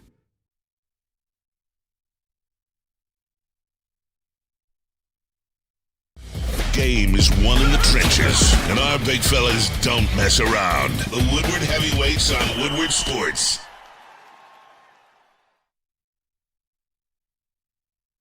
WoodwardSports.com and click on Shop. Get the latest in Detroit sports apparel and exclusive Woodward Sports gear. WoodwardSports.com can get the whole team outfitted. Love the Pistons, Red Wings, and Tigers? We got something for you, too. Shop online at WoodwardSports.com. You guys already know the drill. Going ahead and scan that QR code above my head. Why? Because I know that you guys are looking to take your relaxation to the next level, and Massage Chair House got you covered. They're in Bloomfield Hills, and they are the largest massage chair showroom in the Midwest, and they carry top-tier brands like Infinity and Osaki. I'm telling you, it's life-changing relaxation. You got to check it out. So make it your go-to destination for premium comfort and cutting-edge wellness technology. Be sure to visit Dr. Eric Duncan, the Wellness Doc, creator of the #1 YouTube channel for massage chair reviews at The Wellness Doc. Book your visit today at massagechairhouse.com or simply scan that QR code on the screen. Massage Chair House, your ticket to ultimate recovery and relaxation. And those afternoon coffees are a thing of the past because I've upgraded my game with the Thrive Energy pouches. Anson, this ain't your daddy's dip. It's tobacco-free, nicotine-free, mental powerhouse smart caffeine. Yeah. Zero jitters, no sugar crash. Forget bloating, ain't no thing. Thrive can be found online at dipstop.com. Remember to use that promo code WSM for 50% off your entire order. Found exclusively at all Market Fresh and Market Square locations. Thrive Clean Energy. They flip and work, y'all. And we back. Chicken wing on. Every time you say it's not your dad, I'm always like, huh, what is it? Say what? First time I heard it, I was like, wait, what? I was like, oh, yeah, 100%. You're absolutely correct. They're good, though, B. I mean, have you well, tried now I the know what you're peaches? talking about. Yeah, you're absolutely correct. The peach. Describe that. That peach, though. That peach. What was the movie? Peach. I can eat a peach for hours. Peach. I can eat a peach for hours. Peach. I can eat. Oh, it's Face Off. Goodness. Face Off. Nicolas Cage. I love how you had to do the voice to connect the dots. 100%. Because I'm like I have Cage voice too. I have to get in the character a little bit. You make do it work. some really impressive You want to impressions. say it? I was like bored as hell, man, when I was younger. And we moved to Atlanta. My mom married my stepfather, shout out to CP, and my mom. I moved there in 6. My sister wasn't born until I was 12. So I spent 5-6 years just solo dolo. Doing impressions. What? Making noises. So, Remember the guy from, go ahead, B-Lad. I was gonna say, we were talking about the Detroit Tigers earlier and how trades need to happen. Oh. Well, there is a trade that is just in, but breaking news. You don't I say. don't think people are gonna like it. God. Just in the Detroit. Is my top about to explode? It's just like Scooble for Scherzer. it just doesn't make any sense. Relevantly tight. Very. This is a very Tigers Ilitch trade right here. The Tigers have traded right-handed pitcher Connor Seabold to the Toronto Blue Jays for minor leaguer left-handed pitcher Jumani Vasquez. Mind you, Seabold had a sub-4 ERA. Vasquez has a 5.50 ERA in the minors. One-on-one. Whose nephew is this? Like whose cousin is this? Like who is the person that we owe a favor to that we bringing this kid in? Like oh my God, it's just the franchises in the city. Got to build for the future, Brett. I've been hearing that. We want another #1 pick. I've been hearing that. I just don't know what to do with it. You know what? They don't know what to You know what? I've already went off. I've already did my song and dance. So I won't attack it with the same energy, but I will say this. Only in the city, through all 4 of the franchises, when they make moves, can you read it and go on about your business. Like, legitimately. You can legitimately. This is what happens with a trade. It just doesn't make any sense. You know, the Tigers trade Jeremy Smith for John Johnson. No, another news. So, Hanson, what were you saying about the Grand Prix? Kool-Aid, what were you saying about this and the third? This is the only city where you mention a trade and you can read the trade and legitimately go on about whatever the hell you were doing. All right, Juanmi Vasquez. We already have a Jumai Jones. We don't need a Jumani. Juanmi. His name is Juanmi. Juanmi Vasquez. He ain't win me over yet. We have a Javi already. He's only I ain't ascended to high A ball. I ain't taking the bait. He started at the DSL complex in 2022. Yeah. So in 4 years, he's only made it to high A. Yeah, unfortunately, now I got to disrespect him because I'm disrespecting the Tigers. Well, I mean, shout out Juanmi. I just don't understand the where you have to make this deal right now for a guy that is miles away and hasn't shown really any ascent through the minors over his 4-year tenure. But you know what this is, and maybe it's not, but yeah, it is. I feel like all the franchises, they make moves like when they know they're under fire, and they're never good moves. Like, this is another distraction. Like, yesterday you give up another lead, now you lose 10-6 to the Angels. Talk about the trade, not the losing streak. 100%. Now we're talking Not about the the trade. But see, it's not smart because now we're going to talk about the trade, which makes no sense, which takes us back to your record this year, which does make sense. Trade because looks as bad as the record. The trade makes sense because the record makes sense because the offseason makes sense. And it all fits in the basura. It's all trash. Yeah, whatever. Anyway, we have some other topics, Anson. You want to have some fun? Let's switch it up. You said you wanted to have some fun. Let's get to some fun. I do. I want to have some fun. What are we looking at time-wise? So we got 30 minutes. We got battles or pads? Pads. Pads? Pads. Okay, so there's something going on in football. I don't know how long it's going on. I know it wasn't happening while you were in the league, but it's these. It's like a watermark on thigh pads. It's raised, so it presses out of the fabric of the jersey pants, and it's pretty damn cool. First of all, we didn't even wear pads when I played in the NFL. When I was in college, the referees used to come around and make sure you had thigh pads, make sure you had knee pads, especially at Michigan, man. Like, they were in our locker room, hey, you got your pads on, you got your pads on, you got your cup on. We would always put like a little, you know how it just be like, put like a little plastic container in there, knock on the container, and then take it out when the game started. You don't play with a cup? I never wore. Nah, I never played with a cup. But you had to play with pads. When I got into the league, I'm looking around at other receivers, other DBs, no pads. All the receivers and all the DBs, they just use shells. So you put the shell in there, and the shell looks cool, pops out just a little bit. The shell is basically what's underneath the thigh pad. So they don't even wear knee pads anymore. We didn't wear them, because the thing is, restriction makes you slower. Right. So we were looking for every advantage to be aerodynamic, 1,000%. So I never wore thigh pads. So this is new. All right. Well, we're going to do something fun here since we melted down for the first 90 minutes. Man, I don't know if I've ever yelled like that. That's straight hours, still going. And another thing. I had to turn the AC up, man. Yeah. So we'll cool it down a little bit. What have are you some laughing fun at? here. Mom, where's the meatloaf? What? That was in the chat, actually. Yeah, it was in the chat. Tone down a little bit. I think it was Freddie, actually. Shout out to Freddie Fell. So we're going to show you a knee pad, and we're going to let you guess who that knee pad belongs to. Okay. Cam, let's fire up number one. Numero uno. Can you see that? All right. I don't think you guys can see Some it of on these are this really one. tough. That one actually came across really light, but it's did. about it's about the dog up on top. So if I'm looking at a dog, I would assume something related to a dog. So I'm thinking maybe Cleveland, the dog pound, Okay. if you will. What about you guys? Chat, you got any guesses? That's like a. think the It only- looks like a. You know, it looks like a dirt mark that they tried to say was a dog. I remember back in the day, it was like the. What was it, Forrest Gump? He put the towel on his face like Jesus. It's like, that's dirt. That was Jesus.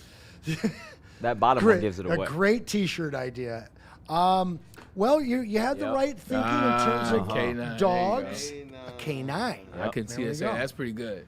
Okay, that's solid. Let's see the next one. Dante thought it was Myles Garrett. See, the only thing about these close-ups, too, is the thigh pad. So make sure it's the thigh pad and not a little closer to the groin area. You know what I'm saying? It's hard for us, but if you look up How there, much are they you showing me? They can kind of see it. Now, that looks like a mask. It's Darth Vader, A right? luchadores mask, if you will. A wrestling style. San Francisco. Yeah, let's Oh, have a you like luchador. San Francisco I there? know. How about Kittle. that? There it is. Mr. Kittle. See, Wow. I'm luchador, That makes West Coast, sense. Mexican Yeah. culture. See, that's where I was at with it. There you San go. Fran. Well done. Well done. I wouldn't Very have nice. guessed I would Shout have out never to guessed Kittle. that. Okay. Low-key. Kittle, one of my favorites in the league. Now I we've know got this one. Big Jeff. Yep, I know this Shout one. out to our very own Big Jeff, El Jefe. Yeah. Who do you think this Big Jeff is? I think I I'm know. glad there's a space and these are just pads. Cause I was like, what's going on? Big Jeff. Oh, Simmons? Yep. Simmons? You are good at this game. Mm-hmm. Shout okay. I wanted Jeffrey Simmons, and I'm not gonna lie. I was super excited going back in the time machine a little bit, if you will. Remember when the Lions were able to secure a certain D-line coach that came from the Tennessee Titans? Yes, I remember the time. 1,000%. 100%. Bring him with you. I thought he was coming, Coach Williams. We all hoped. I thought this was going to Terrifying. be the like the feel like I might have been on a huge booth trade on one of magnitude. that shows. I was so excited The that we were gonna get Simmons Jeffrey Hutch Simmons. Like, bookends. it's still not too late. I still take him. You can have Alim Mantele. There you go. No, I'm joking. There you go. Ish. Give us another one there, Spicy Cam. bread. Ooh. That looks like a bullseye to me. Okay, I know what this is, so I'll shut up. Okay. I cheated on this. I know what this one is too. Chat. Okay, let's Kool-Aid. Who do you think this one is? Are you cheating? No, I'm not. I found some of our content from Grand Prix. I was getting into the slide. Looks like a bullseye. Okay, so here's a hint. What position would you think of if you saw bullseye? Quarterback. Okay. Yeah. That's all I got for you. And then I'm not giving anything else. Jackson. Jackson Dart, he's 1 for 1, baby. Kool-Aid over there cheating. Let me see that. Kool-Aid. If there is anybody in the building, anybody in Royal Oak right now that I know is not a cheater or liar, it is you. So you don't have Dude, to. Isn't that the truth?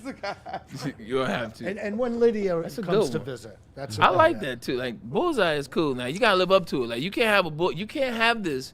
You Better can't throw have some this dimes. as your hip insignia or logo. Better throw some dimes, and you be Bray. throwing all these Ducks. I like that one. That's clean. Actually, that one's tough. That one is tight.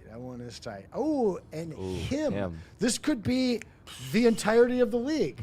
They all. Some by delusion, Everyone's some by him. design. This guy actually, that's me on this guy somebody's actually is him. And for a while, I think he was number one in his position. I still think he's a 1. I still think he's a 1BC right now. But Receiver? I think that's very fair. Yeah. This is a Reveal it. Nope. I was gonna say no, Steph no, Diggs. I'm wrong there. I was gonna say Steph Diggs. He is 1 or 2 or 3 in terms of pay. Yeah, H-N. Yeah, true. Yeah, he's down there. He's not even top. H-N's probably not top. Top 8. I'd give him top 8. Yeah, top 8 for sure. I was gonna say he's not top 5. Maybe top 7. 7. Draft this year, that's for sure. Yeah, I was thinking it was somebody else. And he might still be in here, so I'll save it. You might be right about that. Yeah. That kid. I'm assuming he's not a wily veteran. That kid. Oh. Is he? This is gonna sound crazy. Is he a white player? He is not. He's not. Huh. His pad is white. Because I know a lot of. Like that one. Because I know I used to use the kid, DA. But yeah. All right, I'm out. Show it. Let's go. The kid that beat the Lions. Oh, yeah. I should have known that. That kid. That kid. That kid. Quarterback's who's got a lot of gonna sauce on it remind these days. everybody about the catfish, not the Iceman. You always were Jaden Daniels guy. Yes, sir. 1,000. As long as he can not go the RG3 route, and just stay healthy. And this one, I'm going to be honest with you, I don't get it. If somebody in the chat guesses I will send you a Cade rookie. You got 1 full minute. It's 2 players. It's 2 players. Tell me who this is in the chat. I will send you a Cade rookie if you can guess this. Shout no out cheating. This better be him. This better be him at 2 different levels. Like, this better not be him and his teammate. Because, like, never should you love your boy that much that you got him on your thigh in the game time. And it better be him in college and him in the NFL. It better, 40 seconds. This is something like OBJ and Juice Landry would have done. Yes. This is something like 100%. Yeah. that. I like that they was friends, but they was a little too close friends. 30 seconds. And any guesses from the chat? Oh, you win already. Okay, so who's 8? I have no idea who they are. Okay, so maybe it's a teammate 2 that at passed LSU, away. wasn't he? 2 at He LSU? was 2 at LSU so for he sure. must have High been school. 8 somewhere else before he transferred. High school, maybe. Or who was 8? Who was 8? There was that. Brian Thomas. That's what I'm gonna say. He played with Brian Thomas. I hope this is somebody that's. Oh, okay, that's gonna sound horrible. I was gonna say I hope this this somebody's like a no new- longer here, and is this is this like like Lacey, Kyron Lacey. He wore 2 as well. Ah, there you go. But I don't know though. I don't think they played with each other. This is either a late friend. Now, when you say play with each other, This is either a late friend or a LaMelo Ball diabetes situation. I get you. One of the 2. Let's move on to the next one, guys. Is This this a lightning bolt? That Flash? Who's that? It looks yeah. lightning-ish. It's someone's logo. I know who this is. Tell us. It's Saquon Barkley. There you go. You guessed him earlier, didn't you? Yeah. You said what? Yeah. That's okay. Yeah, I knew. Yeah. pull. And he I is also know his logo. 1B Though. ABC as well. Yeah. I agree. That's what I thought you were talking about. I tell you what though, man, like they better do something with that offensive line this year, because you saw those injuries last year, and it's the same with Jahmyr Gibbs. A lot of times when when there's no protection, I don't care if you play quarterback and you're Patrick Mahomes. I don't care if you play running back and you're Barry Sanders. Well, maybe let me take Barry out of the situation. But if there's no protection, you can't be who you are. Saquon Barkley, who rushed for 2,000 yards the year after that, your center goes down, Lane Johnson misses a bunch of games, your right guard misses a bunch of games, and you look like shit. Like Patrick Mahomes, when his offensive line was struggling in the Super Bowl, when all the offensive line was out, how did he look in that Super Bowl and he lost? He's got 2 more great years in him. I agree. No doubt. I agree. 2 more and then Hall of Fame. So bow. two more as like 2 more in terms of 1,700 rushing, or 2 more in terms of plus 15 all-purpose for sure. That's not great years. This is just okay years.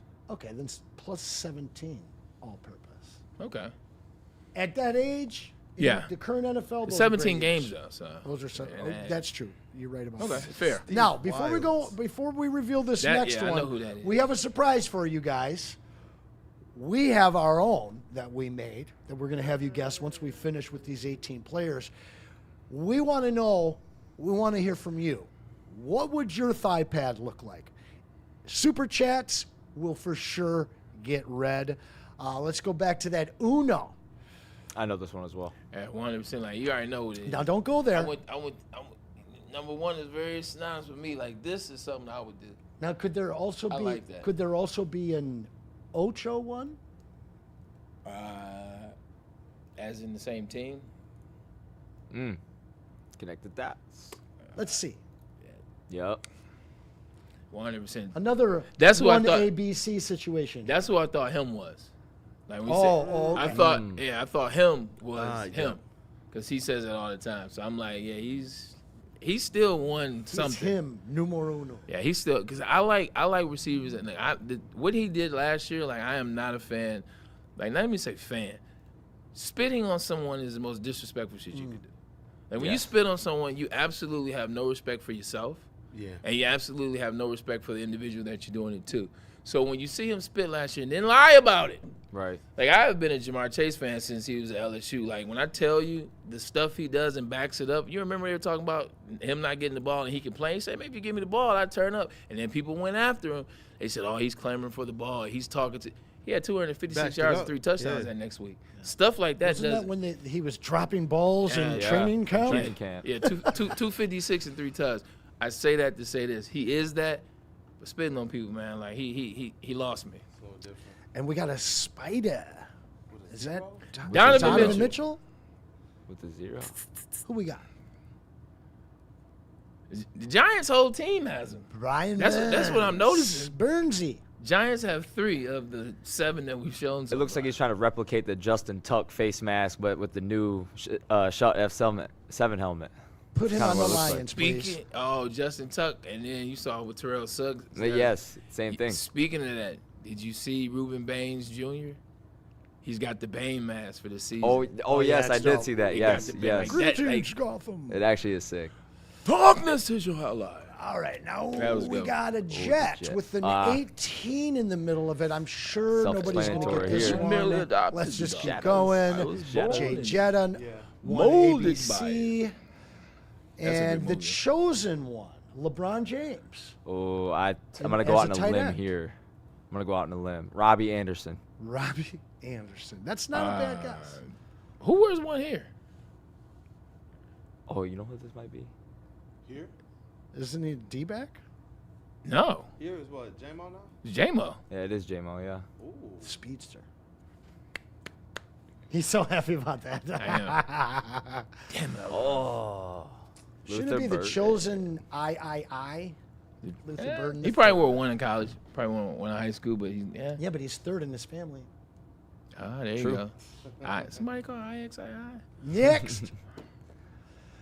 Hollywood.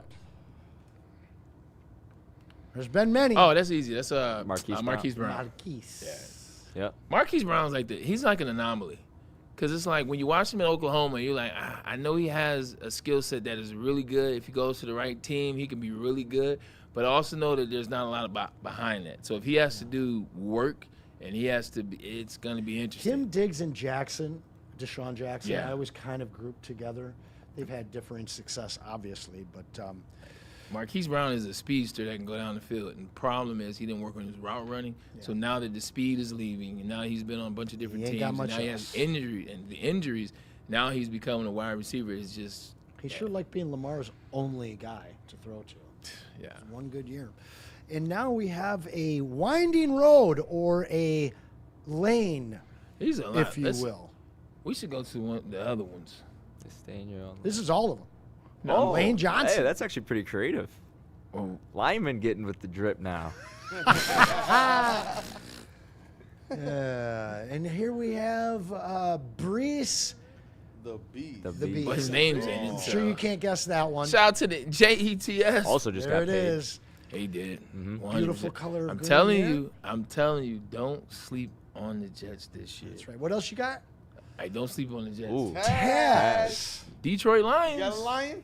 Maybe close to his name, Taz Johnson. Probably the least famous of the players that we have shared today. Although that one, for a 6th-round pick, he had a hell of a first season. He did. I like Tez. I love Anson giving the analyst take. The commentary. Tez got hurt at the right time. I mean, Tez came at the right time. You got hurt. Mike Evans went out yet again. Chris Godwin, who gets injured around the same time every single year. And even Emeka Ogbuka last year had the hamstring that nagged him for 4 weeks. So it was like the perfect time. They draft well in the receiver category. 1,000, yeah, they do. Very, very well. They draft well on defense too. They just can't stay healthy. Right. Who's this cool guy? It's the last one, A-Dub. It's a Penguin. So the last one, guys, after this, it's R5. We're going to show them. You guys guess who's who. Who's the cool Penguin? Do you know? Jalen Waddle.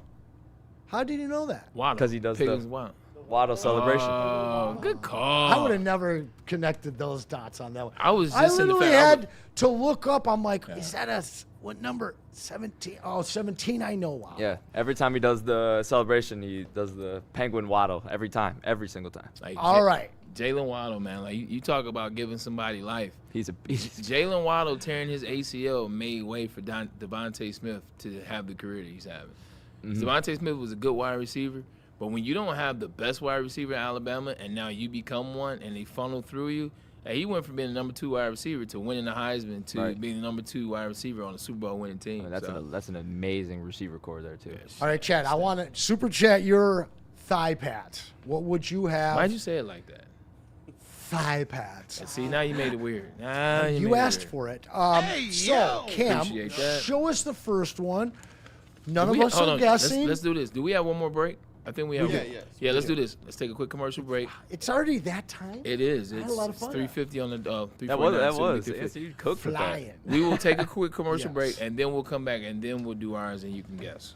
Responsible driver you are, my friend. Hey, let's get some water hazard and buddies. We're excited to add water hazard to our friends at Founders Brewing. You've probably seen the Blue Bright drink. Yeah, that's a water hazard. Water hazards on the golf course. I'm trying to tell you, they go perfect.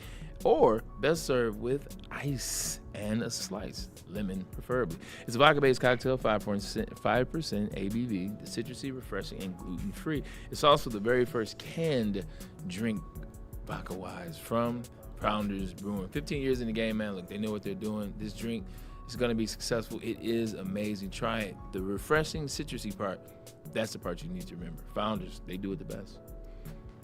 Cocktails and pizza. We're talking summertime. We're talking buddies. Nothing better to pair with a cold cocktail than a Detroit-style deep dish pizza, and we're going to hook you up and save you 20% off your next order. When you head to buddiespizza.com, we'll put in that Woodward 20 code. You'll get 20% off your order, or you can get up to 200% off of your catering order. So you want to throw an awesome deep dish-style pizza party this summer? Head on over to buddiespizza.com. You know how some things are so good they should be world famous, but they're not? Our house-made vinaigrette is one of those things. And the antipasta salad, we drizzle it over. Same with our hand-battered chicken tenders. Original recipe soups and pasta sauces. It's almost as if our original, world-famous Detroit-style pizza is mocking them. And that's not very nice.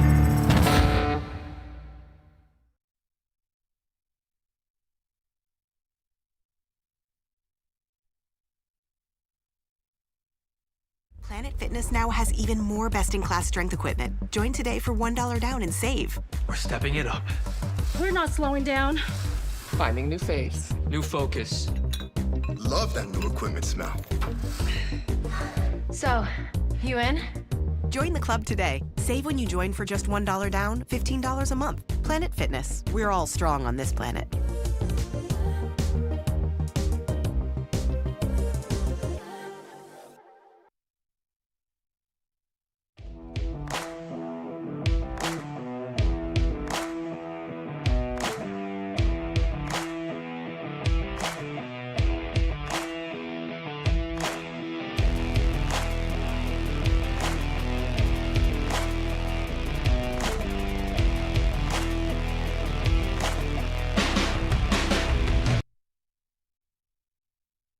Black Rock Bar and Grill is a place that sizzles. And now, look, real talk, why don't you hit them up for events?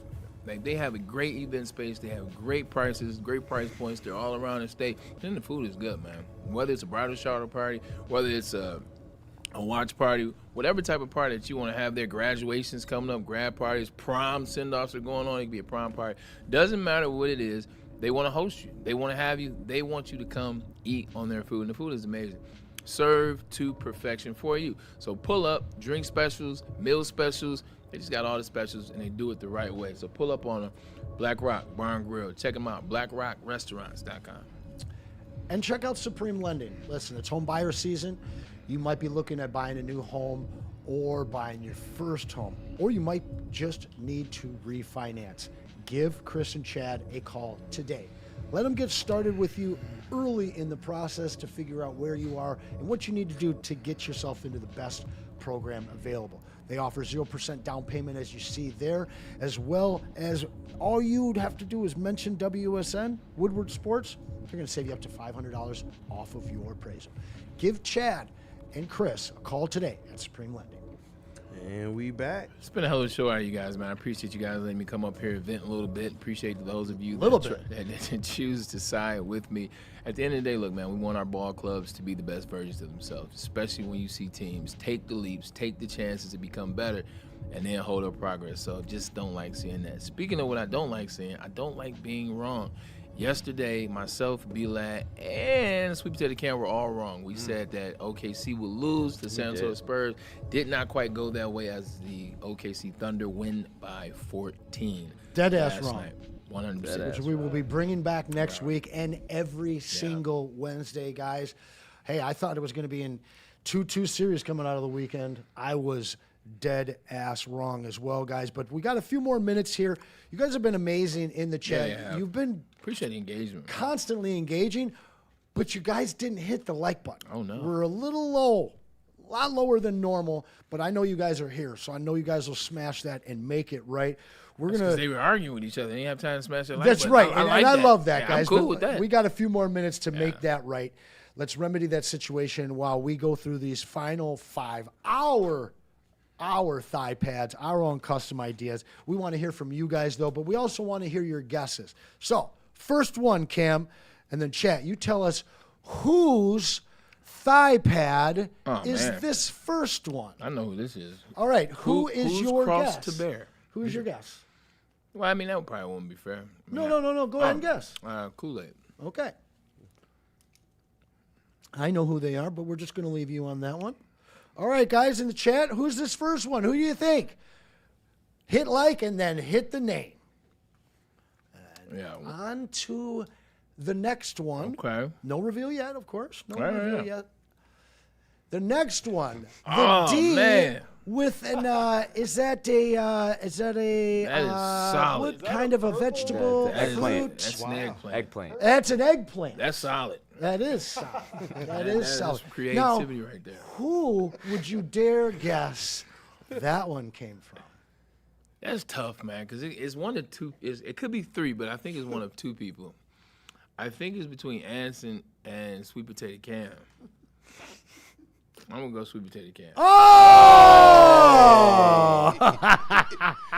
This is so much more fun than I realized. Holy smokes, this is fun. All right, everybody give your guys... Earthly man. Somebody said, He's Dante grounded. said Broder. Dante said Broder. Shout out Big Slang and Broder. Oh, You man. can catch him every Sunday morning at 8 a.m. with our friend Kool-Aid. All right. There's some irony there, in fact. All right. Michael Wary is guessing Anson on this one. He guessed the Anson on the last one. This is Anson.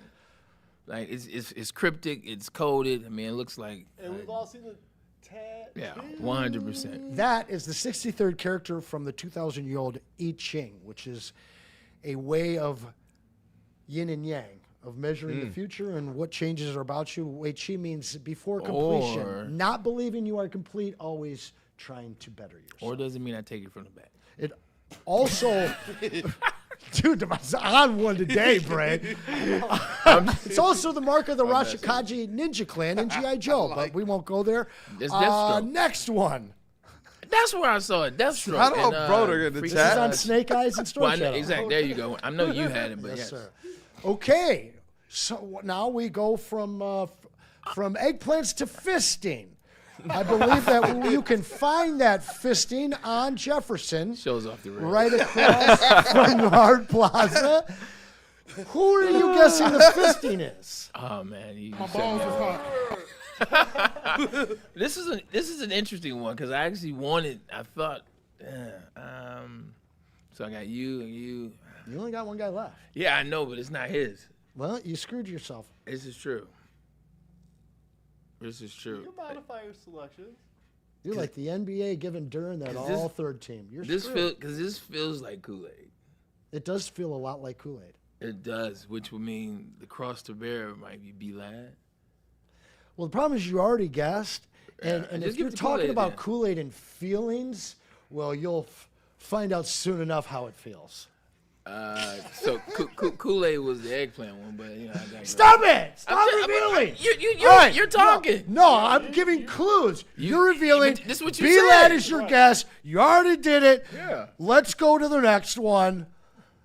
We know the number one over the finest city in the big rolling marble.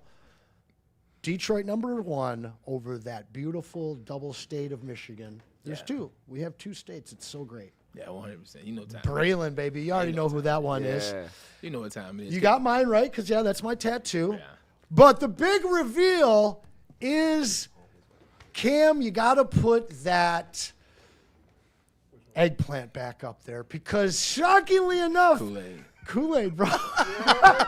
I knew I was wrong. I hope the family's not watching, because I'm going to tell you right now, when Jesus carrying the cross came in, I literally just made it, put it in Slack, said Kool-Aid. Right.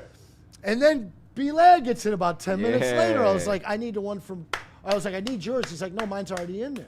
I'm like, no, That's it's what I not. said, Yeah, I actually wanted to make my custom thigh pad that exact image. I had an Adobe stock image. That's what that was, and I put it in. I still had it in my camera roll. And I wanted I've been thinking about it for a while now, actually. So B-Lad.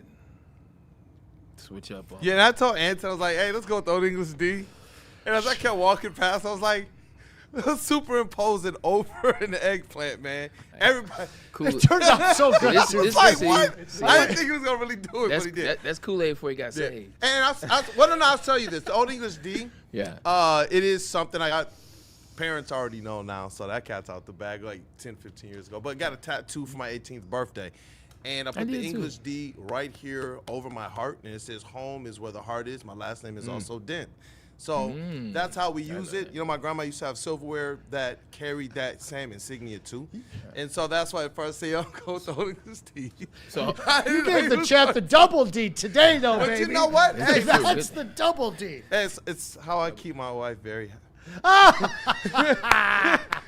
This means something to her. You know what? Hey, ladies and gentlemen, that's how we go end the show. There's no better way to end it than that. You see John F. and Lord, this comment? Y'all we don't believe in appreciate it. prophylactics either, man. Shout out to the I will- Kool-Aid fam. Now, shout out to the Kool-Aid fan. I will say, unless you're married, pull out. Unless you're married, pull out. Always pull out. Or you'll deal with the nonsense. I love that. That's That is life. Wait. We got 4 one o'clock. super chat. She loves me on payday. I'd be remiss keep not it to going. mention. Stick's thigh pad would just be a pic of Jared Jared Goff. Goff laying back like this. Oh my God. I absolutely agree. Look, we appreciate you guys, man. It's been a hell of a show, man. The engagement, like, this is what we're talking about. When we want to do things different, when we say 2.0, this is what 2.0 feels like, man. You guys killed it today. Thank you guys for tuning in, man. For my co-host, Anson Wells. And for the crew, be last, we take the Cam and my boy, Brandon Kool-Aid Denton, a.k.a. Double D, I guess. College football tomorrow. I guess. College football tomorrow, So too. you want to say college football tomorrow and then listen to what we do here at Woodward Sports. And my boy Justice Towers getting set up to talk about the same busted Tigers that we talked about. We'll see you guys tomorrow. Wings. Justin will be Busted joining wings. us tomorrow as Oh, well. oh, and Woodward wings. Wings. We they're let the about to go wings into. have it, Just. That's right. We let the wings have it a little bit. I'm actually proud of myself. It melted the desk, bro. We'll see you guys manana. See ya. Looking for your daily sports fix? Look no further. Join Braylon Edwards, the University of Michigan legend. Lofting it, right corner of the end zone for Braylon, up in the air. Touchdown, Michigan! And Shep. Do you believe this comeback? Your favorite sports commentator as they tackle the hottest topics in the world of sports. Catch the Braylon Edwards Show with Shep, Monday through Friday from 2 to 4 p.m. on the Woodward Sports Network. Get ready to laugh, learn, and love sports like never before.